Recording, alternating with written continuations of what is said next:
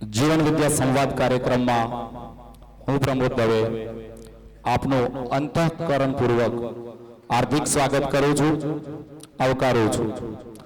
तमाम परिवारना सदस्योने नतमस्तक थई एमनुं अभिवादन करूँ छूं। आपणे आपणा कार्यक्रमनी शरूआत अपना रूटीन कार्यक्रम मुजब वंदना गीत थी शुरुआत करवा जई रह्या छीए। तो विनंती करीश शीतलबेन गुप्ता ने, आरतीबेन जोशी अने कोमलबेन राजगोर पोताना सुरीला अवाज में वंदना गीत रजू करशे। तेमनो साथ आपी रह्या छे गुजराती मीडियमना संगीतना एवा सम्राट एवा श्री आशुतोषभाई दवे, तेमनी साथे जे तबलाना ताल साथे ताल मिलावी रह्यो छे ए ज आपणी आ शाळानो विद्यार्थी व्रज मेहता। शरू करीशुं वंदना गीत।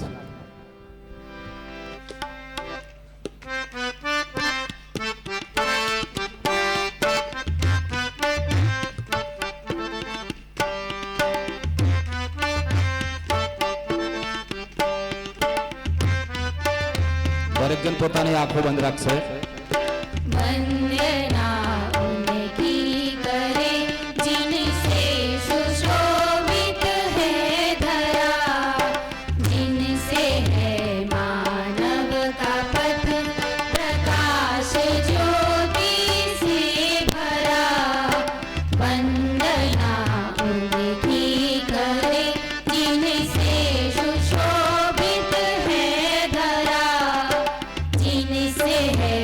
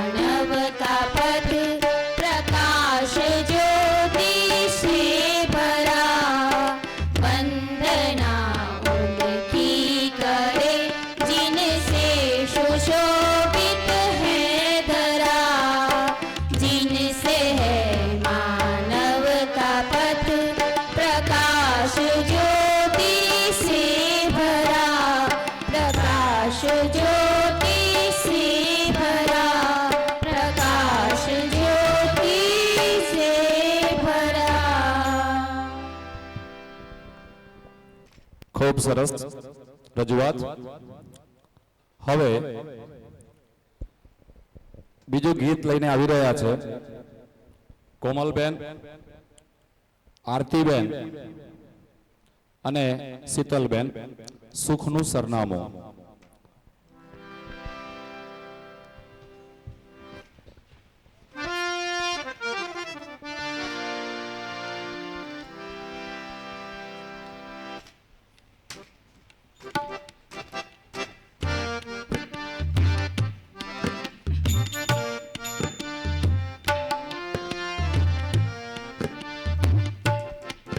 સુખનું સરનામું આપો, સુખનું સરનામું આપો, સુખનું સરનામું આપો.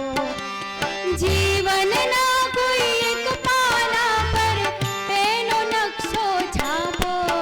સુખનું સરનામું આપો, સુખનું સરનામું આપો, સુખનું સરનામું આપો. જીવનના કોઈ એક પાના પર એનો નકશો છાપો.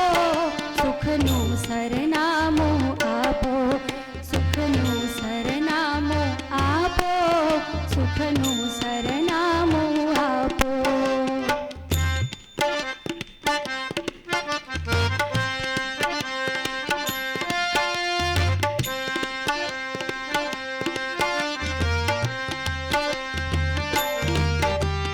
સૌથી પહેલા એ સમજાવો ક્યાંથી નીકળવાનું, કઈ તરફ આગળ વધવાનું ને ક્યાં ક્યાં વળવાનું.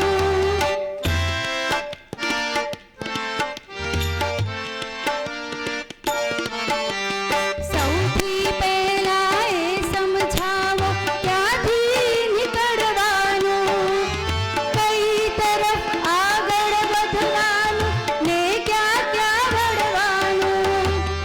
એના ઘરનો રંગ કયો છે, ક્યાં છે એનો ઝાંખો.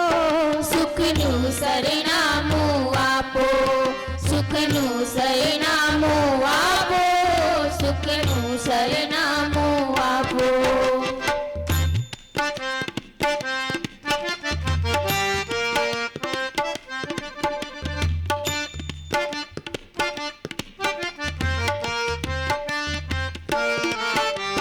ચરણ લઈને દોડું, સાથે રાખું ખુલ્લી આંખો. ક્યાંક છુપાયું હોય આભમાં તો ફેલાવું પાંખો.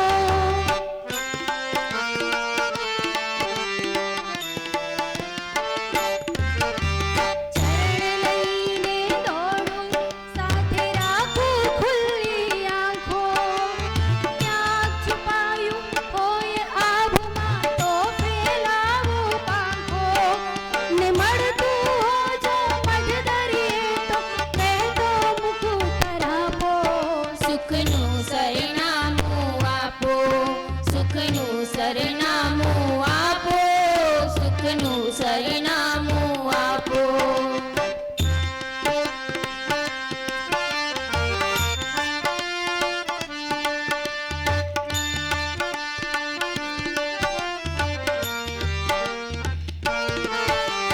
કેટલા ગાઉં જોજન પલાંગ, કહો કેટલું દૂર. ડગમાંડું કે મારું છલાંગ, કહો કેટલું દૂર.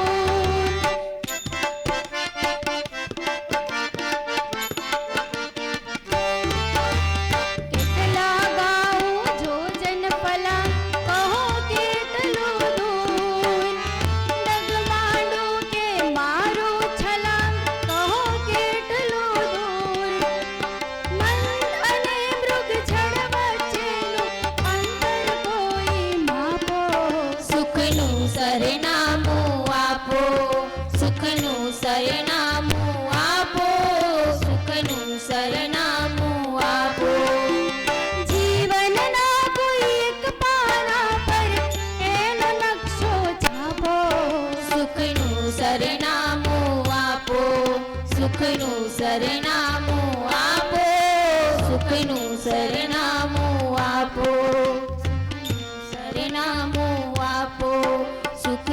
સરનામું આપો, સુખનું સરનામું આપો.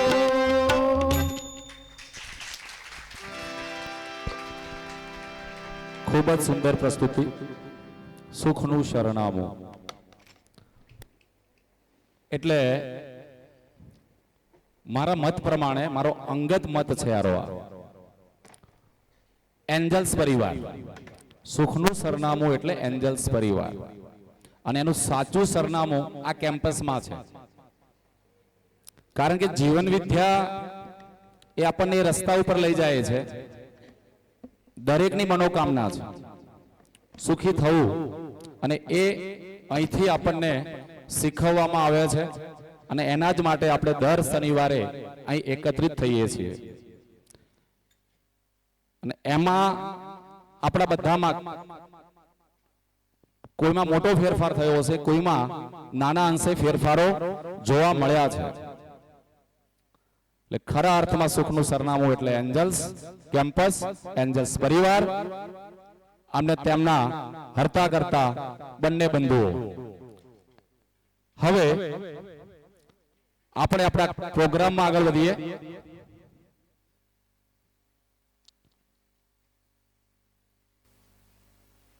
એક લઘુ નાટિકા 3 ભાગમાં વહેંચાયેલું છે. એનો કોન્સેપ્ટ શું છે જ્યારે જોશો એટલે ખ્યાલ આવશે. તો જે પહેલા ભાગમાં જે છે એ દરેકને વિનંતી કરું છું કે પોતાનું સ્થાન લઈ લેશે.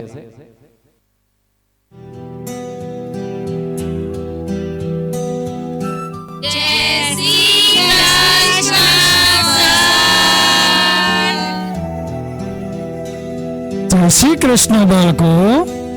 ચાલો હવે આપણે હાજરી પૂરી લઈએ. નંબર 1. જય હિન્દ સર. નંબર 2. જય શ્રી કૃષ્ણ.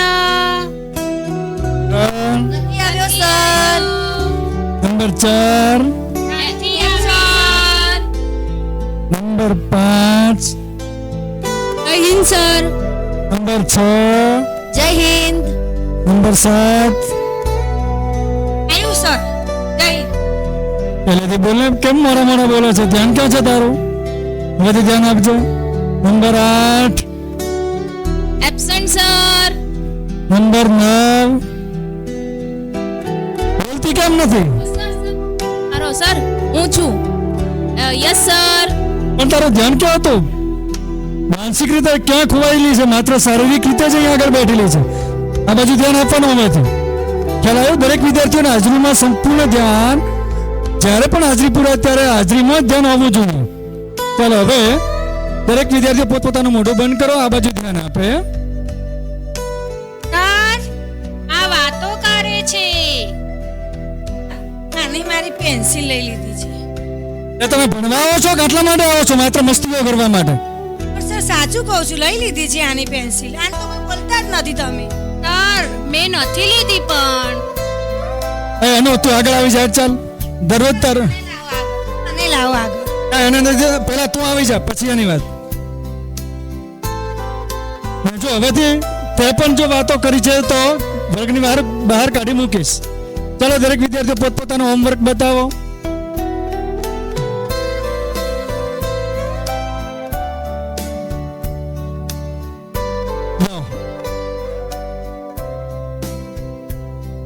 અધૂરું કેમ લઈને આવી છે તું? સર લાઈટ જતી રહી હતી. લાઈટ જતી રહી, આ પ્રશ્ન છે તારો કોઈ? હોમવર્ક જ્યારે દરરોજ લાઈટ કોઈને કોઈ બહાનો કાઢે છે. આજે લાઈટ જતી રહી, એક દિવસ કે બહાર ફરવા ગયા હતા, એટલે તમે ભણવા આવો છો કે આવો છો શું કરવા માટે? આવતીકાલથી કમ્પ્લીટ હોમવર્ક હોવો જોઈએ, નહીં તો 3 વખત લખવા આપીશ. કાલે કરીશો સર? બરાબર. ચાલો તારો બતાવ. સર, મેં હોમવર્ક નથી કર્યું, ભૂલી ગઈ હતી. કેમ ભૂલી ગઈ હતી? ભૂલવાનું કારણ શું? ભૂલી કેવી રીતે ગઈ? ખાવાનું તો ભૂલતી જ નથી. ધ્યાન આપવાનું હવેથી. તને પણ કહું છું, હોમવર્ક રેગ્યુલર હોવો જોઈએ, નહીં તો પછી 4-4, 5-5 વખત લખવા આપીશ હવેથી. ખ્યાલ આવ્યો? હા સર, હવે કરી દઈશ. ચાલો રિયા, તારો હોમવર્ક બતાવતો. Hello sir. રિયાએ તો બહુ સરસ મજાનો હોમવર્ક કર્યો છે. જો દરેક વિદ્યાર્થીઓ આ રિયાના અક્ષર પણ જો તમે કેટલું સરસ અક્ષરે એકદમ મોતીના દાણા જેવું લખાણ છે.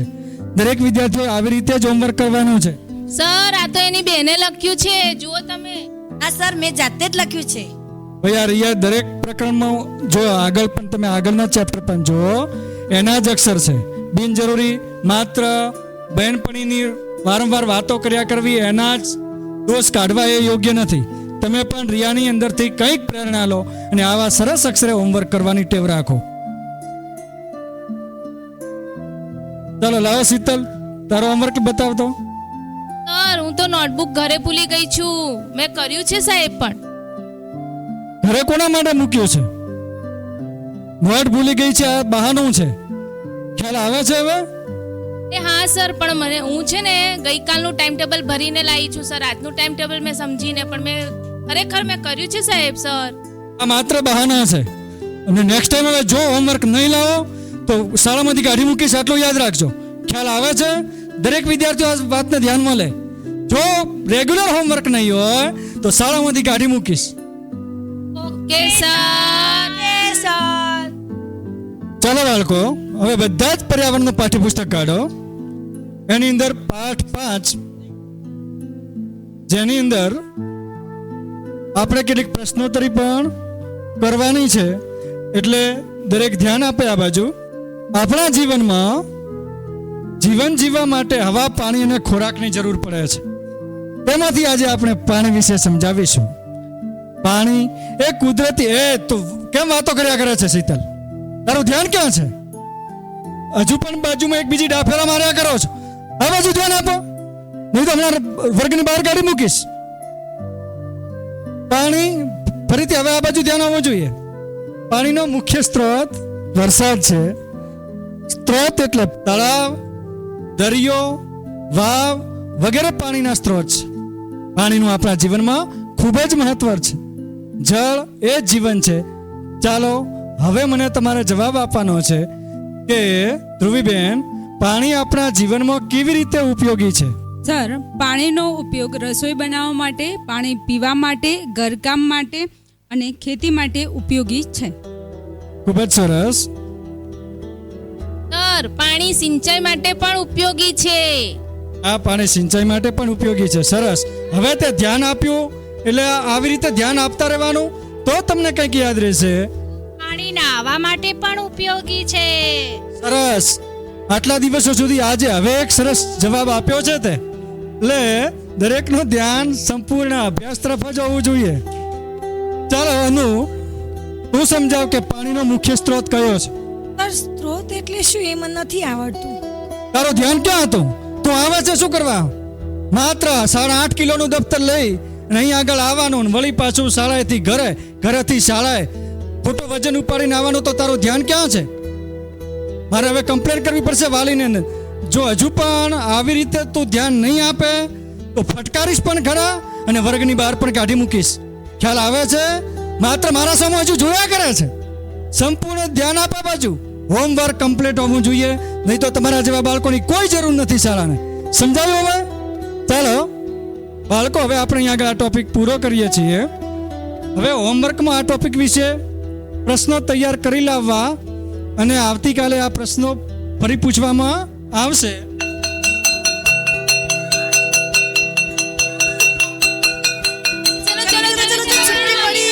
નાસ્તો કરવા.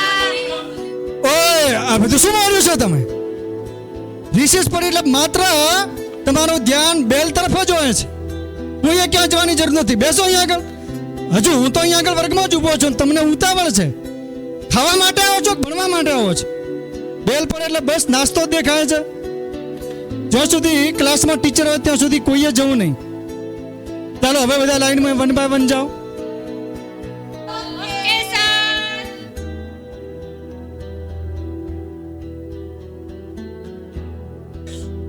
સુરેશભાઈ, હું આજે બજારમાં આવી હતી ત્યારે મેં મોટા મોટા બેનરો જોયા જેમાં જીવન વિદ્યા પરિચય શિબિરનો સુખનું સરનામું અંતર્ગત વ્યવહારમાં ફેરફાર લાવી શકાય છે.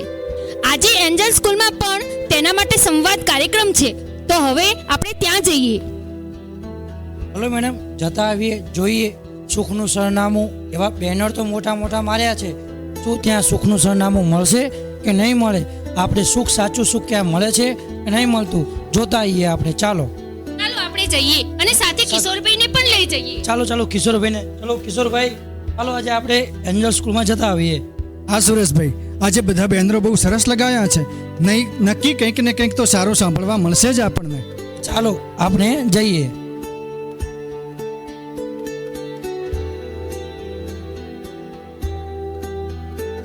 જય શ્રી કૃષ્ણ બધાને. શનિવારના જીવન વિદ્યા સંવાદ કાર્યક્રમમાં આપ સૌ શિક્ષક ભાઈ બહેનોનું હાર્દિક સ્વાગત છે. હું આજે તમને ગુસ્સો અને ગુસ્સાને કારણે આપણે બીજા વ્યક્તિ સાથે કેવો વ્યવહાર કરીએ છીએ અને તેની સામેવાળા વ્યક્તિ ઉપર શું પ્રભાવ પડે છે એના વિશે ચર્ચા કરીશ.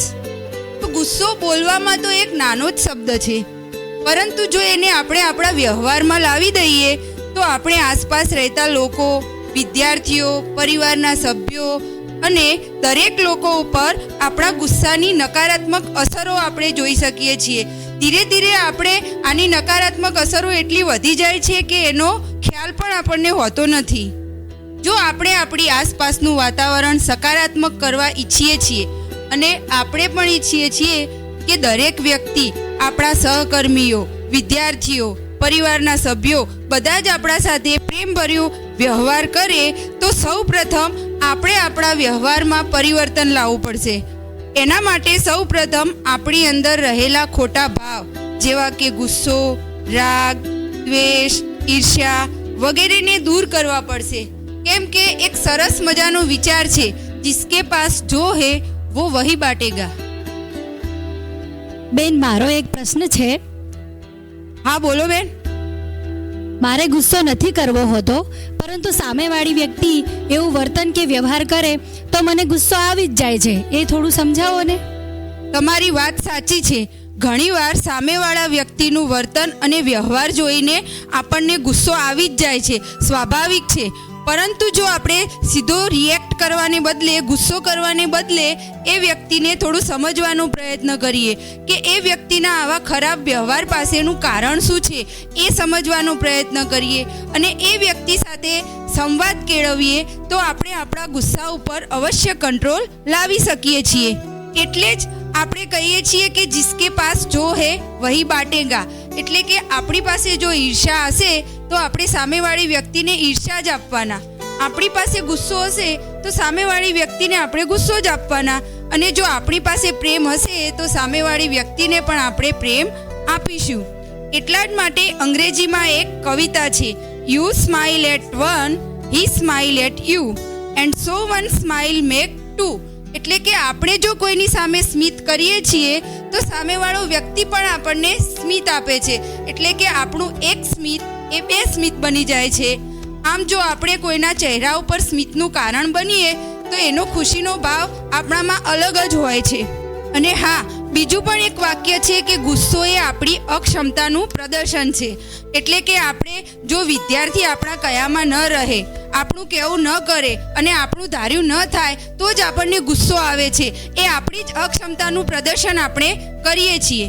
તો હવે પછી આપણે આપણો વર્ગ વ્યવહાર સકારાત્મક કરવા અને સારો બનાવવા માટે સંપૂર્ણ પ્રયત્ન કરશું. અને એની શરૂઆત આપણે આપણા વ્યવહારમાં પરિવર્તન લાવીને જ કરવી પડશે. હવે પછી વર્ગની અંદર વર્ગ વ્યવહાર અસરકારક બનાવવા માટે આપણે વિદ્યાર્થીઓ ઉપર બને એટલો ગુસ્સો ઓછો કરવાનો પ્રયત્ન કરીશું અને પ્રેમભર્યું વાતાવરણ દરેક વિદ્યાર્થીને મળી રહે એવા પ્રયત્ન કરીશું. હવે પછીનો સંવાદ કરવા હું મૌલિકાબેનને અહીંયા બોલાવીશ. જય શ્રી કૃષ્ણ. આપણે આ શિબિરમાં એ ગુરુને તેના બાળક સાથેનું વર્તન અને એ વર્તન પરથી એ બંનેના સંબંધ પર કેવી અસર થાય છે તેના વિશે ચર્ચા કરીશું.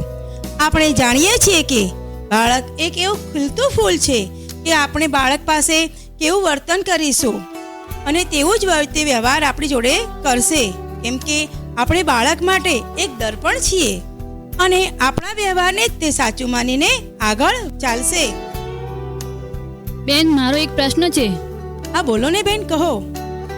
બેન, બાળક વારંવાર વાતો કરે, મસ્તી કરે, ઘરે કરી લાવતા નથી તો ગુસ્સો તો આવી જ જાય ને. હા, તમારી વાત તો સાચી છે બેન કે આપણને ગુસ્સો તો આવી જ જાય, પણ એના માટે જો આપણે બાળક ઉપર ગુસ્સો જ કરીશું તો બાળક આપણું આચરણ જ વિદ્યાર્થી કરશે અને વ્યવહાર એ પણ ગુસ્સો કરતો થઈ જશે.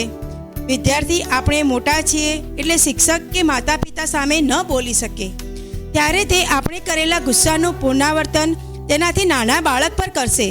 સ્કૂલમાં હશે તો તેનાથી નાના ધોરણના વિદ્યાર્થી પર ગુસ્સો કરશે.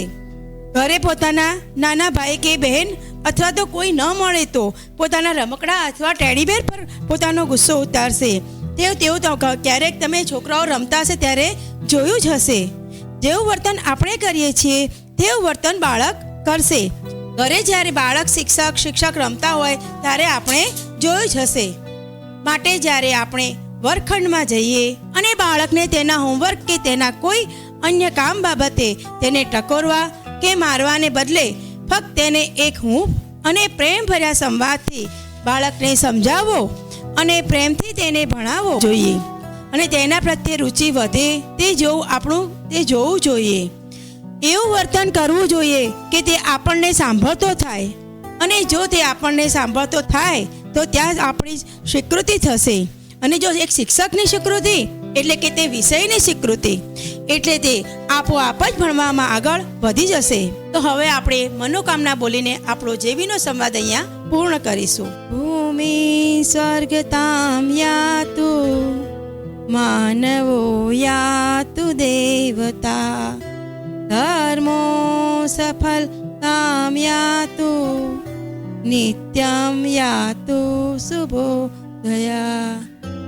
શુભ હો, મંગલ હો, કલ્યાણ હો, જય હો. એટલે સુરેશભાઈ, બોલો ને સાહેબ.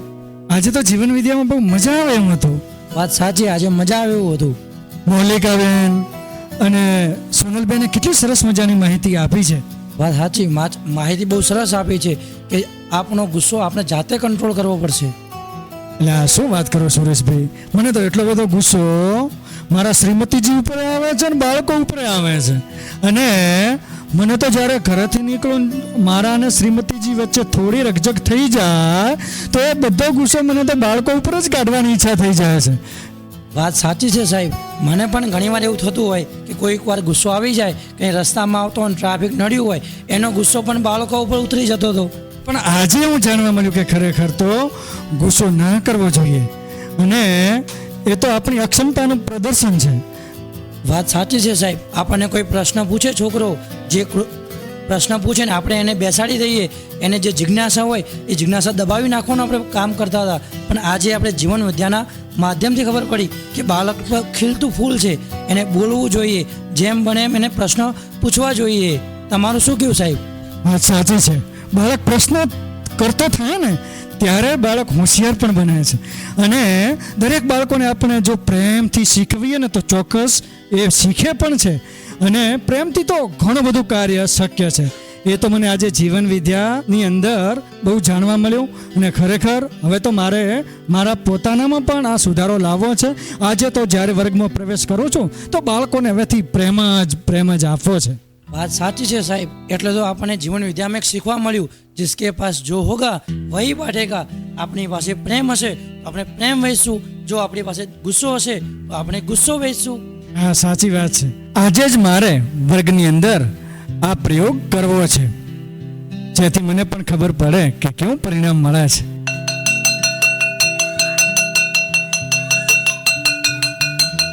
જય શ્રી કૃષ્ણ બાળકો, કેમ છો? મજામાં ને? જય શ્રી કૃષ્ણ. ઓહો રિયા, આજે તો તું બહુ જ ખુશ છે. હા સર, આજે તમે પણ બહુ ખુશ દેખાવ છો.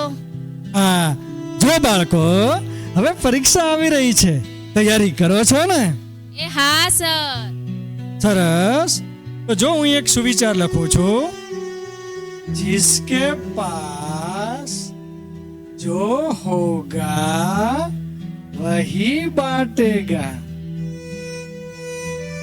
તો મારી પાસે જે હશે હું વહેંચીશ, એનો અર્થ એવો થશે. તો ચાલો આજે બાળકો આપણે એક સરસ મજાનો માઇન્ડફુલનેસ કરવો છે. એનાથી તમારી એકાગ્રતા વધશે અને ભણવામાં ધ્યાન પણ વધશે. પરંતુ એની પહેલા આપણે હાજરી લઈ લઈએ. નંબર 1, નંબર 2, નંબર 3, નથી આવ્યો. Number 4, number 5, number 6, yes sir. Number 7. આવીશું sir. Yes sir, yes sir. કેમ બેટા આજે વળી તારું ધ્યાન ક્યાંક બીજે જતું રહ્યું છે? હવેથી આ બાજુ ધ્યાન આપવાનું હો. જ્યારે પણ હાજરી બોલાતી હોય, જો તમારે અહીંયા આગળ એબસન્ટ બોલાશે તો તમે ગેરહાજર ગણાવો છો. તમે હાજર તો છો, એટલે હવેથી બહુ ધ્યાન આપવાનું. ચાલો number 8, absent sir. Number 9. Sir sir હા, જય શ્રી કૃષ્ણ, જય શ્રી કૃષ્ણ. સરસ. મેં આજે લેટ હાજરી બોલી તો એ સરે મને ના ધમકાવી. બહુ ખુશ લાગે છે. સર ફરક આજે એક સર થોડાક અલગ લાગે છે. ચાલો બાળકો, અંદરો અંદર ઘૂસપૂસ ના કરો. શું કોઈ પ્રશ્ન હોય તો મને જણાવી દેવાનો. ચાલો આપણે હમણાં મેં તમને માઇન્ડફુલનેસની વાત કરી હતી, તો ચાલો આપણે माइंडफुलनेस करिए. चलो सबसे पहले अपनी आंखें बंद करें और एक गहरी सांसें अंदर लें और धीरे से बाहर निकालें. अब अपना ध्यान अपने आसपास से आने वाली आवाजों पर ले जाएं. कौन सी आवाजें दूर से आ रही हैं और कौन सी आवाजें नजदीक से आ रही हैं. पूरा ध्यान आवाजों पर ही रखें. ये आवाजें रुक रुक कर आ रही हैं. આ બાજુ બેન, અનુબેન, તમારી આંખો ખોલી છે, બંધ રાખો. માઇન્ડફુલનેસના તો ઘણા બધા ફાયદા છે. અને ધ્રુવીબેન તમે પણ થોડા ટટ્ટાર બેસો. हाँ, तो ये आवाजें रुक रुक कर आ रही हैं या लगातार? पूरा ध्यान आवाजों पर ही रखें. अब हवा के स्पर्श को महसूस करें. अब अपना ध्यान अपने बैठने की स्थिति पर ले जाएं और शरीर के स्पर्श को महसूस करें. जब चाहे आप आंखें खोल सकते हैं. हाँ बाळको, ચાલો તમને કેવો અનુભવ રહ્યો આ માઇન્ડફુલનેસ થી? હા સર, મને તો બહુ જ મજા આવી. સર, હું તો સ્કૂલમાં છું જ નહીં, મને તો એવું લાગ્યું. મજા આવે ને? તો આવી રીતે આપણે દરરોજ માઇન્ડફુલનેસ કરતા રહીશું. ચાલો અનુબેન, તમે જણાવો. સર મને તો ખૂબ શાંતિ મળી. ખૂબ જ સરસ. ચાલો શીતલબેન, તમે જણાવો કેવી મજા આવી? રે સર, મને તો ઊંઘ જ આવી ગઈ. એટલી સરસ ઊંઘ આવી ગઈ. ઊંઘમાં ધ્યાન ન હોવું જોઈએ. માઇન્ડફુલનેસ વખતે પૂરેપૂરું ધ્યાન જે અહીંથી બોલવામાં આવે છે તમામ વાક્યો પર હોવું જોઈએ. હવે ચાલો, કૃતજ્ઞતા એટલે શું કોઈને ખબર છે? કોણ જાણો છો? તો બાળકો, આજે આપણે કૃતજ્ઞતા વિશે જાણીશું. કૃતજ્ઞતા? કૃતજ્ઞતા એટલે શું સર? કૃતજ્ઞતા એટલે જ્યારે કોઈ પણ પ્રકારની આપણને કોઈ મદદ કરે છે ને આપણે જ્યારે તેમનો આભાર વ્યક્ત કરીએ છીએ, આપણને તેના પ્રત્યે કૃતજ્ઞતા હોય, એવી રીતે કૃતજ્ઞતા આને કહેવાય છે. ટૂંકમાં આપણી સામેની કોઈ પણ વ્યક્તિ હોય, પછી નાનું બાળક હોય કે કોઈ વડીલ હોય, કોઈ પણ સારું કાર્ય કરે છે આપણા માટે, તો આપણે એમનો આભાર વ્યક્ત કરવો એ કૃતજ્ઞતા છે.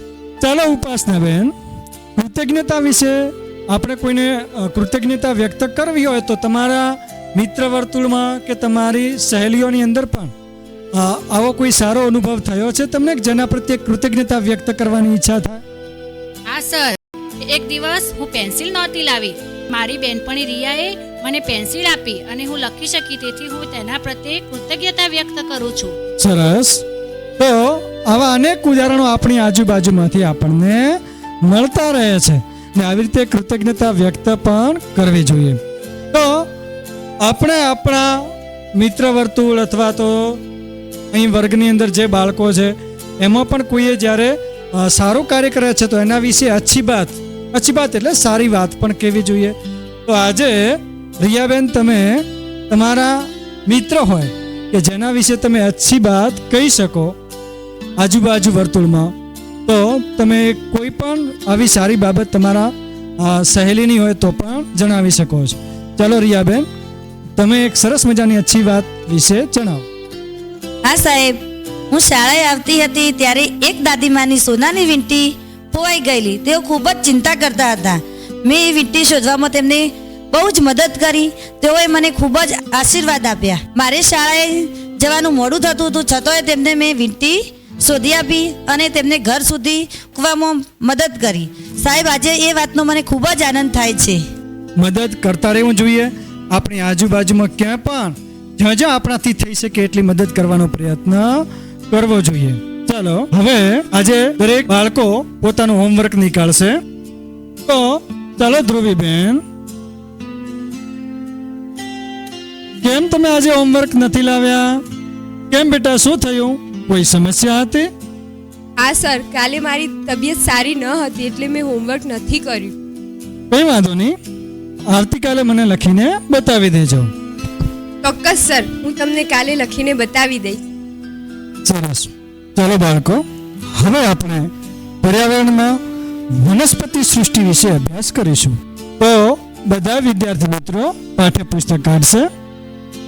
પાઠ્યપુસ્તક વાંચતા બધા ધ્યાન આપો. રિયા બેટા, તમે પણ તમારું ધ્યાન પાઠ્યપુસ્તકમાં રાખો. આજુબાજુમાં અવાજ ન થવો જોઈએ.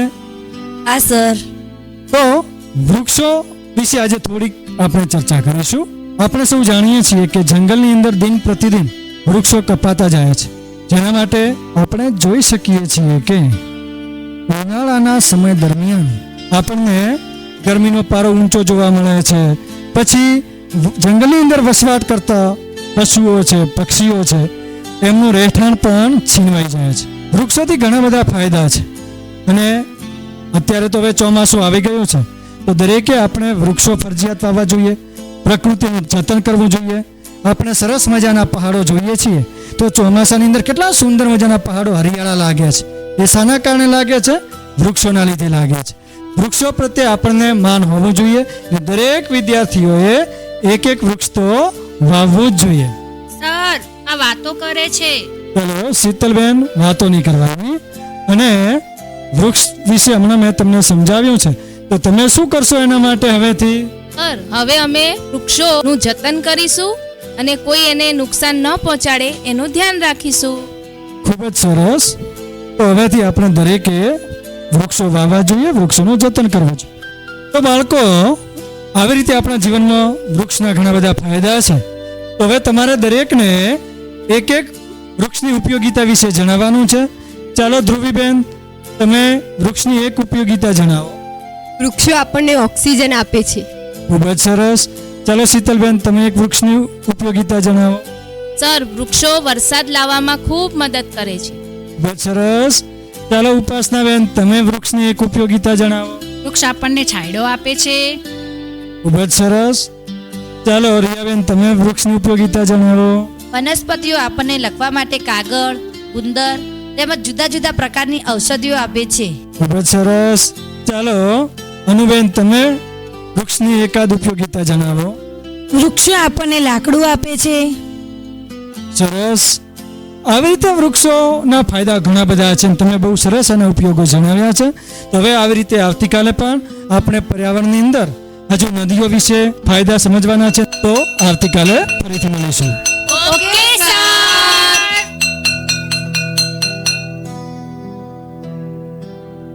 આજે તો ક્લાસમાં બહુ મજા આવી.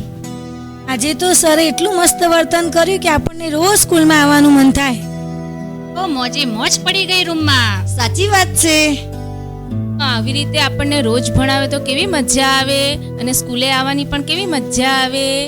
હવે આપણે કોઈ દિવસ રજા પાડીશું નહીં. સરસ મજાનું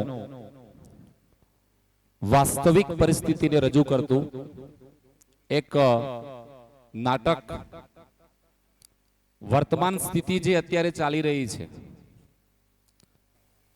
તો આ એક જીવન વિદ્યા એક એવું વિષય વસ્તુ છે કે જેનાથી બાળકોને સાચી દિશા બતાવી શકાય છે. અને મને ખુશી એ વાતની છે કે આપણી શાળાના બાળકો પણ ધીમે ધીમે એને ગ્રહણ કરતા થયા છે. વર્ગ વ્યવહારમાં બાળકો વચ્ચેનો જ્યારે સંવાદ સાંભળીએ છીએ ને ત્યારે પણ એનો અહેસાસ થાય છે ક્લાસની અંદર એકબીજાને મદદ કરવા માટે હંમેશા તત્પર હોય છે. ચોક્કસપણે સારું પરિણામ આવનારા સમયમાં આપણા પરિવારને 100% મળશે. આપણી આ સંસ્થા જે છે ને એ ખરેખર આવી ઘટનાઓ બનવાની છે અને બનશે એના પહેલા આપણી સંસ્થા જાગૃત થઈ ગયેલી છે અને વર્ષોથી આપણે એના ઉપર કામ કરી રહ્યા છીએ. એટલે ચોક્કસપણે આપણને એનો લાભ મળશે. બહેનો દ્વારા ખૂબ જ સરસ મજાની અહીં આગળ પોતાના હાવભાવ સાથે જે રજૂઆત કરી, ખૂબ ખૂબ ધન્યવાદ બહેનોને. કિશોરભાઈ સાહેબનું તો શું કહેવું, ગુજરાતીના શિક્ષક, જોરદાર તાળીઓ થઈ જાય એમના માટે. તાળીઓનો અવાજ થોડો ઓછો સંભળાયો છે. ધન્યવાદ. ખૂબ સરસ મજાનું નાટક, આનંદ આવી ગયો. હવે શેરિંગ માટે હું વિનંતી કરીશ હાયરની અંદરથી ગુજરાતી મીડિયમમાંથી ચિરાગભાઈ અને મિત્તલબેન બંનેને વિનંતી કરું છું કે સ્ટેજ ઉપર આવશે અને પોતાના જીવન વિદ્યાના સંદર્ભે મંતવ્યો રજૂ કરશે. પહેલાં તો એ વસ્તુની ખબર જ નથી પડતી કે જીવન વિદ્યામાં શું બોલું, કારણ કે ક્યારે સીધા બેઠા જ નહીં. પણ છેલ્લા લગભગ અહીંયા જોઈન કરી લગભગ 2 વર્ષ જેવું થઈ ગયું છે. તો સમટાઈમ અહીંયા જોઈન મને બેસવું પડે છે, એટલે બેસીએ છીએ. અને એના અનુસંધાને બાય ધ વે હું એમ ના કહી શકું કે 100% મેં ગ્રાસ્પિંગ કર્યું છે, પણ જેટલું બી ગ્રાસ્પિંગ થયું છે મારાથી 10% સમજીએ કે 20 કે 25 વોટ, તો એના અનુસંધાને જે કંઈ બી 2-4 શબ્દો બોલું, સહન કરવાની ભગવાન તમને તાકાત આપે.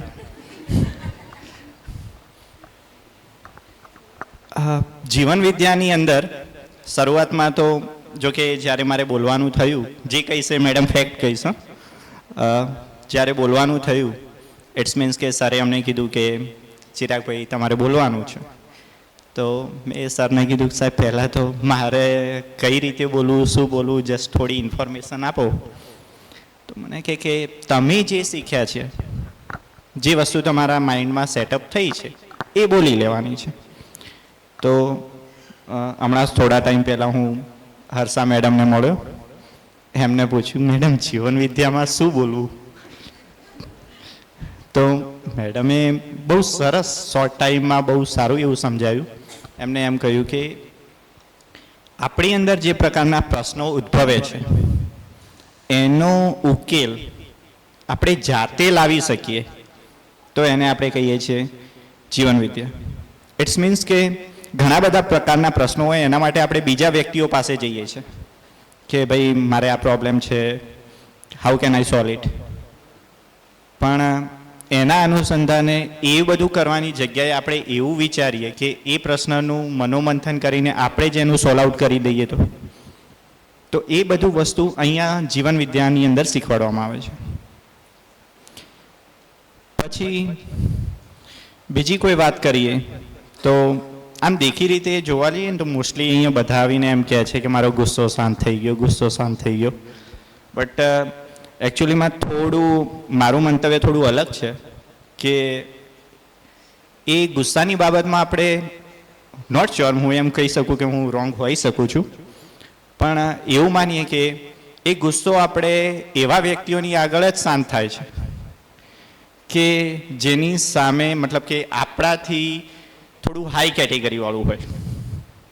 ઇટ્સ મીન્સ કે ધારો કે મને આમ ગુસ્સો આવે છે, તો હું મારા લેવલનું જે વ્યક્તિ હશે એની સામે ગુસ્સો કરીશ. પણ ધારો કે હું સતીશ સર કે ગિરીશ સર કે અમારા પ્રિન્સિપલ સામે ગુસ્સો કરવા નહીં જઉં, ખબર છે કે ત્યાં લોસ થશે. તો એક એ માધ્યમ પણ હોઈ શકે. બાય ધ વે હું રોંગ હોઈ શકું છું, પણ એ ગુસ્સાની બાબતમાં ધીરે ધીરે આમ જોવા જઈએ તો થોડી ઘણી 5-10% અસર થાય છે. પણ કારણ કે 10% જ મેં ગ્રાસ્પિંગ કર્યું છે તો 10% જ થશે, વધારે તો નહીં થાય. અને હું એવું માનું છું કે જ્યારે સરે મને હમણાં કીધું ને કે ચિરાગભાઈ તમારે બોલવાનું છે, તો પછી મેં એમ કીધું કે થોડું સેશન વધારે શાંતિથી સાંભળ્યા હોત ને 2-3 તો સારું હતું. તો બાય ધ વે હું પ્રોમિસ આપું છું એન્ડ એમ કહીશ કે નેક્સ્ટ ટાઈમ કોઈ બી કંઈક સારું એવું મેડમ સેશન કે એવું કંઈ હોય ને તો દિલથી બાય હાર્ટ હું એમાં હાજરી આપીશ કે જેથી મને કંઈક શીખવા મળે. એકચ્યુઅલીમાં થોડું લખ્યું છે અને લખવામાં મેં નથી લખ્યું, એની પાછળનો જે ઉદ્દેશ મતલબ કે જે લખ્યું છે ને એ હેલ્પ કરી છે અમારા કોઈ ઇંગ્લિશ મીડિયમના મેડમ છે તન્વી મેમ, એમને મને થોડી હેલ્પ કરી હતી. તો એ થોડા મને એમને કીધું, એટલે 2-3 ટીચર્સને હું મળ્યો, મેં કીધું સર કે મેડમ મને હેલ્પ કરો, મારે શું બોલવાનું છે શું નથી બોલવાનું. તો એમને મને એમ થોડું લખી આપ્યું. એમાં રાત્રે થોડું અડધો કલાક જેવું બેઠો, જોયું, થોડું ચિંતન કર્યું કે વર્ડ્સ કહેવા શું માગે છે. તો એમાં એક આ હતું કે પરગુણ ગણના ही मेरा विकास है, पर अवगुण गणना ही मेरा विनाश है. તો બેઝિકલી આપણે જે છે ને બીજાના જે ગુણો છે એને સારા ગુણો હોય તો આપણે એ વસ્તુને આપણે આપણા અંદર સમાવવાનો ટ્રાય કરીએ તો that's a good for us. પણ જો કોઈ ખરાબ બાબતો છે તો એનો સમજી શકીએ છીએ કે વિનાશ નોતરવાનું જ છે. તો મોસ્ટલી દરેક વ્યક્તિની અંદર થોડા ઘણા સારા ગુણો, તો કોઈ વ્યક્તિ ખરાબ તો હોતી નથી, મોસ્ટલી દરેક વ્યક્તિઓ સારી જ હોય છે. પણ આપણી જોવાની દ્રષ્ટિ એ પ્રકારની થાય કે આપણે એમની અંદરથી સારી બાબતોને ગ્રાસ્પિંગ કરવાની છે કે ખરાબ બાબતોને. તો એ અનુસંધાને મોસ્ટલી જે ખરાબ બાબતો છે તો એને બાજુમાં મૂકી દઈએ, અને જે સારી બાબતો છે કે ભાઈ ચલો ભાઈ આમની અંદરથી આ વસ્તુ સારું છે. એક એક્ઝામ્પલ આપું કે જેમ કે અમારા સુરેશ સર છે મેથ્સના, તો એમની પાસેથી મને અમુક બાબતો સારી એવી જાણવા શીખવા મળી. 10-12 વર્ષથી આપણી સ્કૂલની અંદર કામ કરે છે. તો એમને એમ કીધું કે ચિરાગ, સત્તા સામે શાણપણ નકામું, આ એમનો પેટર્ન શબ્દ છે. મને કહે છે ને જે કોઈ બી જગ્યાએ જાઓ ને તો આમ સરખી રીતે આમ કામ કરવાનું. અને મેં કીધું સારું, વાત તો તમારી સાચી છે. સમટાઈમ મને આમ એવું થાય કે શું છે, કંઈ નહીં, ગમે તે જગ્યાએ જોબ તો મળી જવાની છે, શું ફરક પડવાનો છે. પછી મને એમને સમજાવ્યું, મને કે જો હું અહીંયા 10-12 વર્ષથી છું ને, મેં કીધું વાત તો તમારી સાચી. કોઈ બી જગ્યાએ એક જ મતલબ કે લોંગ ટાઈમથી રહીએ ને તો એનો બેનિફિટ થાય છે. તો એ વસ્તુ મને એમની પાસેથી શીખવા મળી. યુ નો સમટાઈમ અગો જો કે મારી સાથે એક ઘટના ઘટી હતી, and thank you very much Girish sir for it, કે મારું સિલેક્શન બીજી કોઈ જગ્યાએ થયું હતું એન્ડ મેં વિચારી બી લીધું હતું કે હું ત્યાં જો મને ફાયદો થાય છે. પણ પછીથી શોર્ટ ટાઈમમાં હમણાં ગવર્મેન્ટની ભરતીની બધું ચાલી રહ્યું છે. તો may be I am not sure but 99% I am sure about it કે કદાચ મેળ પડી જાય. તો કદાચ 1 મહિનો થાય કે 6 મહિના થાય, વોટ એવર. પણ એના અનુસંધાને પછી જ્યારે મેં રેઝિગ્નેશન લેટર આપ્યું ને ત્યારે સરે મને કીધું કે તમારી બધી વાત સાચી છે, પણ અધ વચ્ચેથી તમે જે છોકરાઓ, તમારી જગ્યાએ અમને બીજા ટીચર્સ બી મળી શકશે, તમારા જેવાય મળશે ને તમારાથી બેટર બી મળશે, પણ તમે જશો તો અધ વચ્ચેથી બાળકોની સાથેનું જે બોન્ડિંગ છે એ તૂટી જશે. તો પછી એના માટે મેં કીધું સર મને 2 દિવસ વિચારવાનો ટાઈમ આપો. તો 2 દિવસ વિચાર્યું અને પછી સરને મેં રાત્રે 9 વાગે સમથિંગ ફોન કર્યો હતો. સર, જે કોઈ બી તમારે salary doesn't matter for me, મારે રહેવું છે, મારે ક્યાંય જવું નથી. કારણ કે પછી અહીંયા આવ્યા પછી મને બીજું બધું તો ખબર નથી મને કે શું થાય છે શું નથી થતું, પણ આ થોડી ઘણી બાબતો જે છે એ થોડું દિલને ટચ કરી ગઈ કે એક આર્યા બાબત છે અને એના સિવાય આપણા જે ટ્રસ્ટી જે છે એમનું નેચર. અને એક બીજી વસ્તુ કહું તો અમારા જે સુપરવાઇઝર સર છે, by heartly thank you very much for, કારણ કે એ જેટલું કામ કરે છે મને આમ એવું થાય કે ભાઈ હું આનું તો 10 થી 20% નથી કરતો. હાઈટ નાની છે પણ આમથી આમ જ્યાં જો અત્યારે દોડતા ખબર નહીં કઈ બાજુ જતા રહે છે, બધી બાજુ ધ્યાન રાખતા ફરે. જો ભૂલે ચૂકે કદાચ 5 મિનિટ ક્લાસમાં લેટ પહોંચ્યો ને તરત ચિરાગભાઈ ક્યાં હતા, અલે ભાઈ 5 મિનિટ થઈ, પેલી બાજુ કંઈક પેલું ટેસ્ટ ચાલુ છે, ચિરાગભાઈ તમે 3 મિનિટ મોડા પડ્યા. અલ્યા ભાઈ શું છે ભાઈ. પણ કહેવાનો મતલબ એ છે કે એ એમના કામ પ્રત્યે બહુ સજાગ છે. તો આ બધી બાબતો છે. એના સિવાય એક બીજી બાબત જે થોડી નોંધ કરી હતી મેં કે પવિત્ર વિચાર ही મનોબળ है. બેઝિકલી ડેફિનેટલી સમજવું જોઈએ કે ભાઈ આપણા વિચારો પવિત્ર રાખવા જ જોઈએ. That's good for us. અને એના પછી એ પવિત્ર વિચારની વાત કરીએ ને તો એના ઉપરથી મને મારા મિત્રો યાદ આવે છે કે અમુક મારા જે ફ્રેન્ડ છે, બાય ધ વે નામ નહીં લઉં, પણ એમના વિચારો એટલા બધા પવિત્ર છે. હા, મજાક મસ્તી words which kind of we are using whenever we meet, but જ્યારે એમના વિચારોની વાત આવે ત્યારે આમ અડધી રાતે આમ ઊભા રહે. કંઈક કામ કીધું હોય ને કે ભાઈ, તો એમ પૂછે નહીં કે શું કામ છે, પહેલાં જોઈને આમ ઊભા રહે. સમટાઈમ એક મારા મિત્ર હતો ને એને મને આમ મસ્ત વાત કીધી હતી. આ પવિત્ર વિચારના અનુસંધાને મેં એનું એક્ઝામ્પલ આપ્યું છે કે એને મને એમ કીધું કે ચિરાગ, આપણે એવું કંઈક કરવું જોઈએ. ધારો કે તું સારું એવું કમાઈ લે છે, હું સારું એવું કમાઈ લઉં છું, પણ આપણા 1-2 મિત્રો એવા છે કે જેમને થોડી તકલીફ પડે છે. હા, એમની પાસે નોલેજ છે, સ્કિલ છે, તો કે એમનો ઉપયોગ કરીને આપણે એવું કંઈક કરવું જોઈએ કે પછી આપણે 4 જે મિત્રો છે ને એમને કંઈ પ્રોબ્લેમ્સ ક્રિએટ ના થાય. તો મેં કીધું સારી વાત છે, કારણ કે પૈસા બધા આપણે રોકીએ પણ એમની સ્કિલનો ઉપયોગ કરીએ જેથી એમનું બી સારું થાય.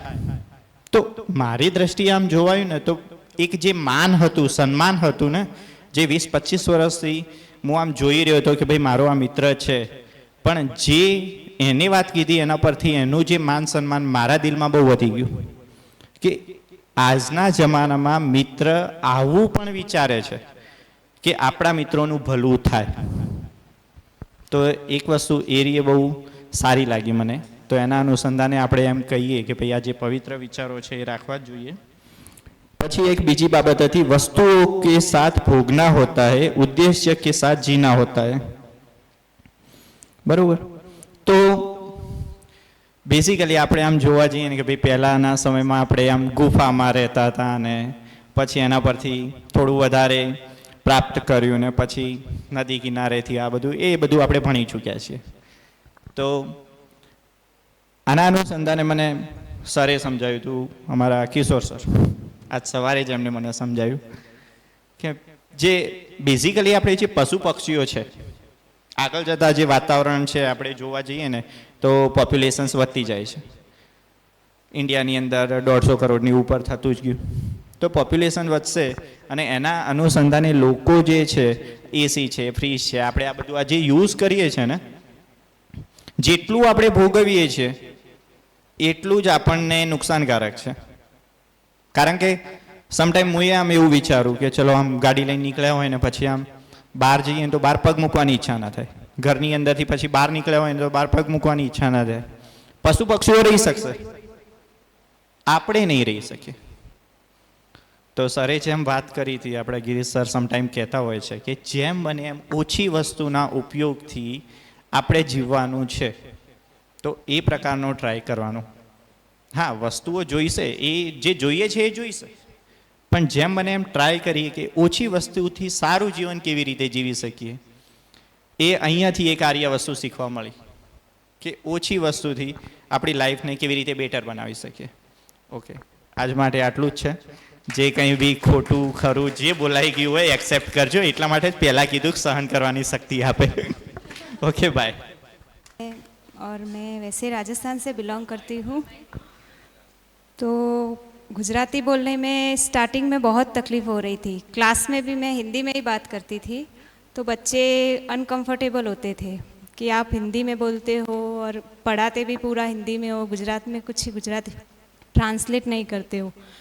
तो गुजराती फिर मैंने धीरे धीरे बोलना शुरू किया. फिर वो बच्चों को हिंदी की हैबिट हो गई थी, तो अब बच्चे सामने से ही बोलते हैं कि नहीं अब आप हिंदी में ही बोलो, हिंदी में बोलते हो वही अच्छा लगता है, गुजराती में बात मत करो. और जीवन विद्या से एक चीज़ मैंने ये सीखी कि व्यक्ति को, सामने वाले व्यक्ति को हमें समझना चाहिए. उसकी आधी अधूरी बात पर विश्वास करके उसकी पूरी बात नहीं सुनकर हम उसके बारे में गलत फहमी में पड़ जाते हैं. तो उसकी पूरी बात सुनकर समझकर ही हमें कोई फैसला लेना चाहिए, क्योंकि कई बार ऐसा होता है कि सामने वाला व्यक्ति जो कहना चाहता है वो हम तक नहीं पहुंच पाता. इसीलिए हमें उसे पूरा समझना है. और दूसरी बात है गुस्से की, तो स्कूल में तो गुस्से में इतना कोई कंट्रोल नहीं हुआ, लेकिन घर पर बच्चों पर मैंने बहुत गुस्सा कम कर दिया है. पहले अगर बच्चे कुछ गलती कर देते थे, कुछ गिरा देते थे, तो गुस्सा हो जाती थी. अब नहीं होती. अब सोचती हूँ कि अगर उसकी जगह मैंने ऐसा कुछ किया होता तो अब गुस्सा बच्चों पर नहीं निकलता है. बस, थैंक यू. ચિરાગભાઈ અને મિત્તલબેન માટે એકવાર તાળી થઈ જાય ફરીથી એકવાર. મારું અંગત મત છે સાહેબ કે જો ચિરાગભાઈમાં જીવન વિદ્યા ઉતરે ને એનો મતલબ સફળતા સફળતા સફળતા સફળતા. આ મોટું ઉદાહરણ છે સફળતાનું. હવે આજનો કાર્યક્રમ આપણે બહુ સરસ રીતે આગળ વધી રહ્યો છે. હવે જે આપણે નાટક જોયું ને એ નાટકની અંદર કોઈ પણ કાર્યક્રમને સફળ બનાવવા માટે એક સૂક્ષ્મથી લઈને મોટા સુધી દરેકનો ફાળો હોય છે.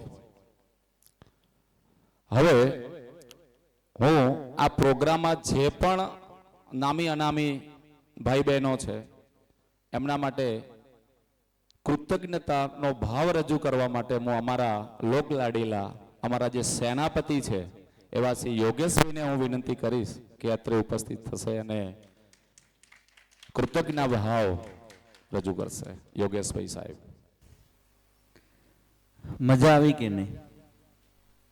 તો આપણે આખું જીવન આ રીતે મોજમાં જ જીવવાનું છે. આ ખાલી એક આપણી આગળ પ્રસ્તુતિ હતી કે આપણે શું કરી રહ્યા હતા અને શું કરવાનું છે. હું બાળકો સાથે એક શિક્ષક બનીને જતો ત્યારે શિક્ષકની ભાષામાં ફક્ત આદેશ,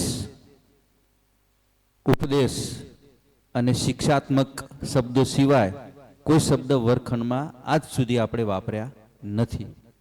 એની એક આછી ઝલક તમે જોઈ કે 2023 પહેલાં આપણા વર્ગ વ્યવહાર કેવા હતા, 2023 પછી મતલબ જેમ જેમ જેવી સેશન આગળ વધતા ગયા એના પછી આપણો વર્ગમાં વ્યવહાર કેવો છે એમ. તો શબ્દોની ભાષા બદલાઈ છે. તમે આખી નાટિકા જોઈ એમાં સહેજ બાળક આમથી આમ વાત કરે એટલે તરત આપણે એને કહેતા કે ભાઈ તું વર્ગની બહાર નીકાળી દઈશ. નીકાળેલા પણ છે, અંગૂઠાએ પકડાયેલા છે, ફટકારેલું એ છે, કશું બાકી રાખ્યું નથી. શબ્દોની પરિભાષા તો એટલી બધી આપી દીધી છે કે બાળક કદાચ ભવિષ્યમાં એનું ભૂલી જશે પણ તમારો શબ્દ નહીં ભૂલે.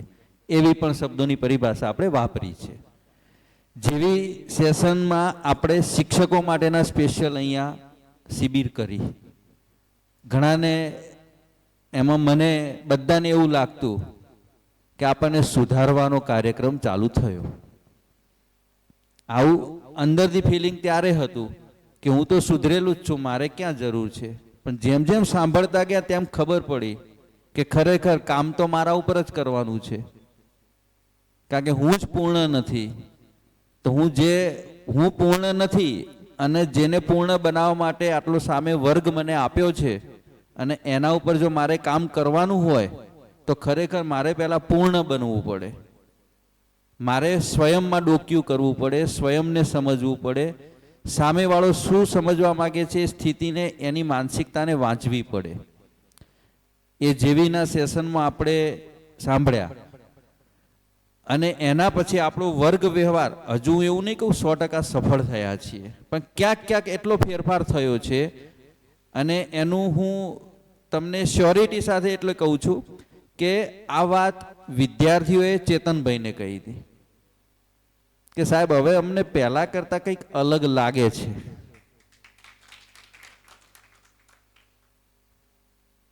અને એ પણ તમને કહીશ કે મારે પહેલા ઓફિસમાં જેટલી બાળકોની ફરિયાદો આવતી હતી ને એમાંથી હવે ફક્ત 5% જ ફરિયાદ, 5% વધારે છે, એટલી ફરિયાદો નથી આવતી જે પહેલા આવતી હતી.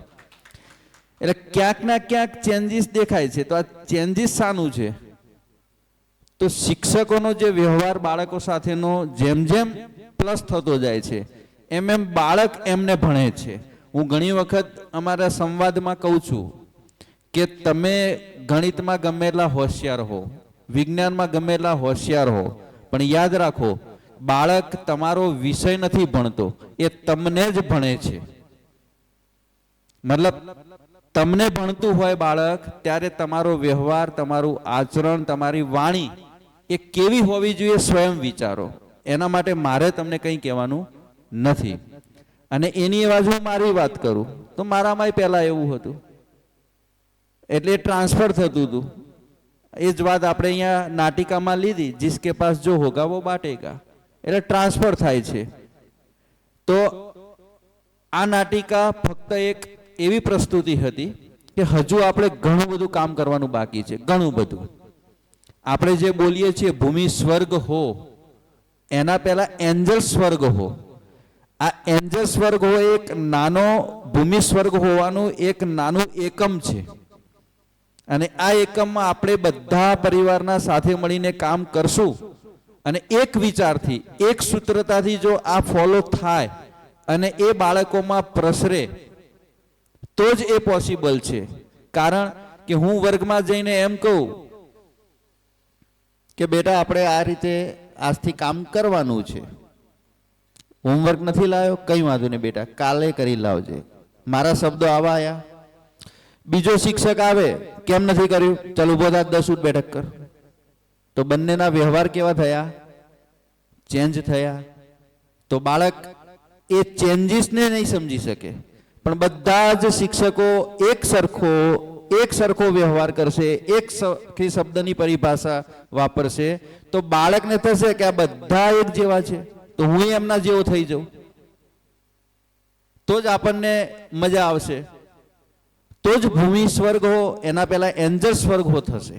કારણ કે એન્જલ સ્વર્ગો, ભૂમિ સ્વર્ગો બોલવાથી થતું નથી.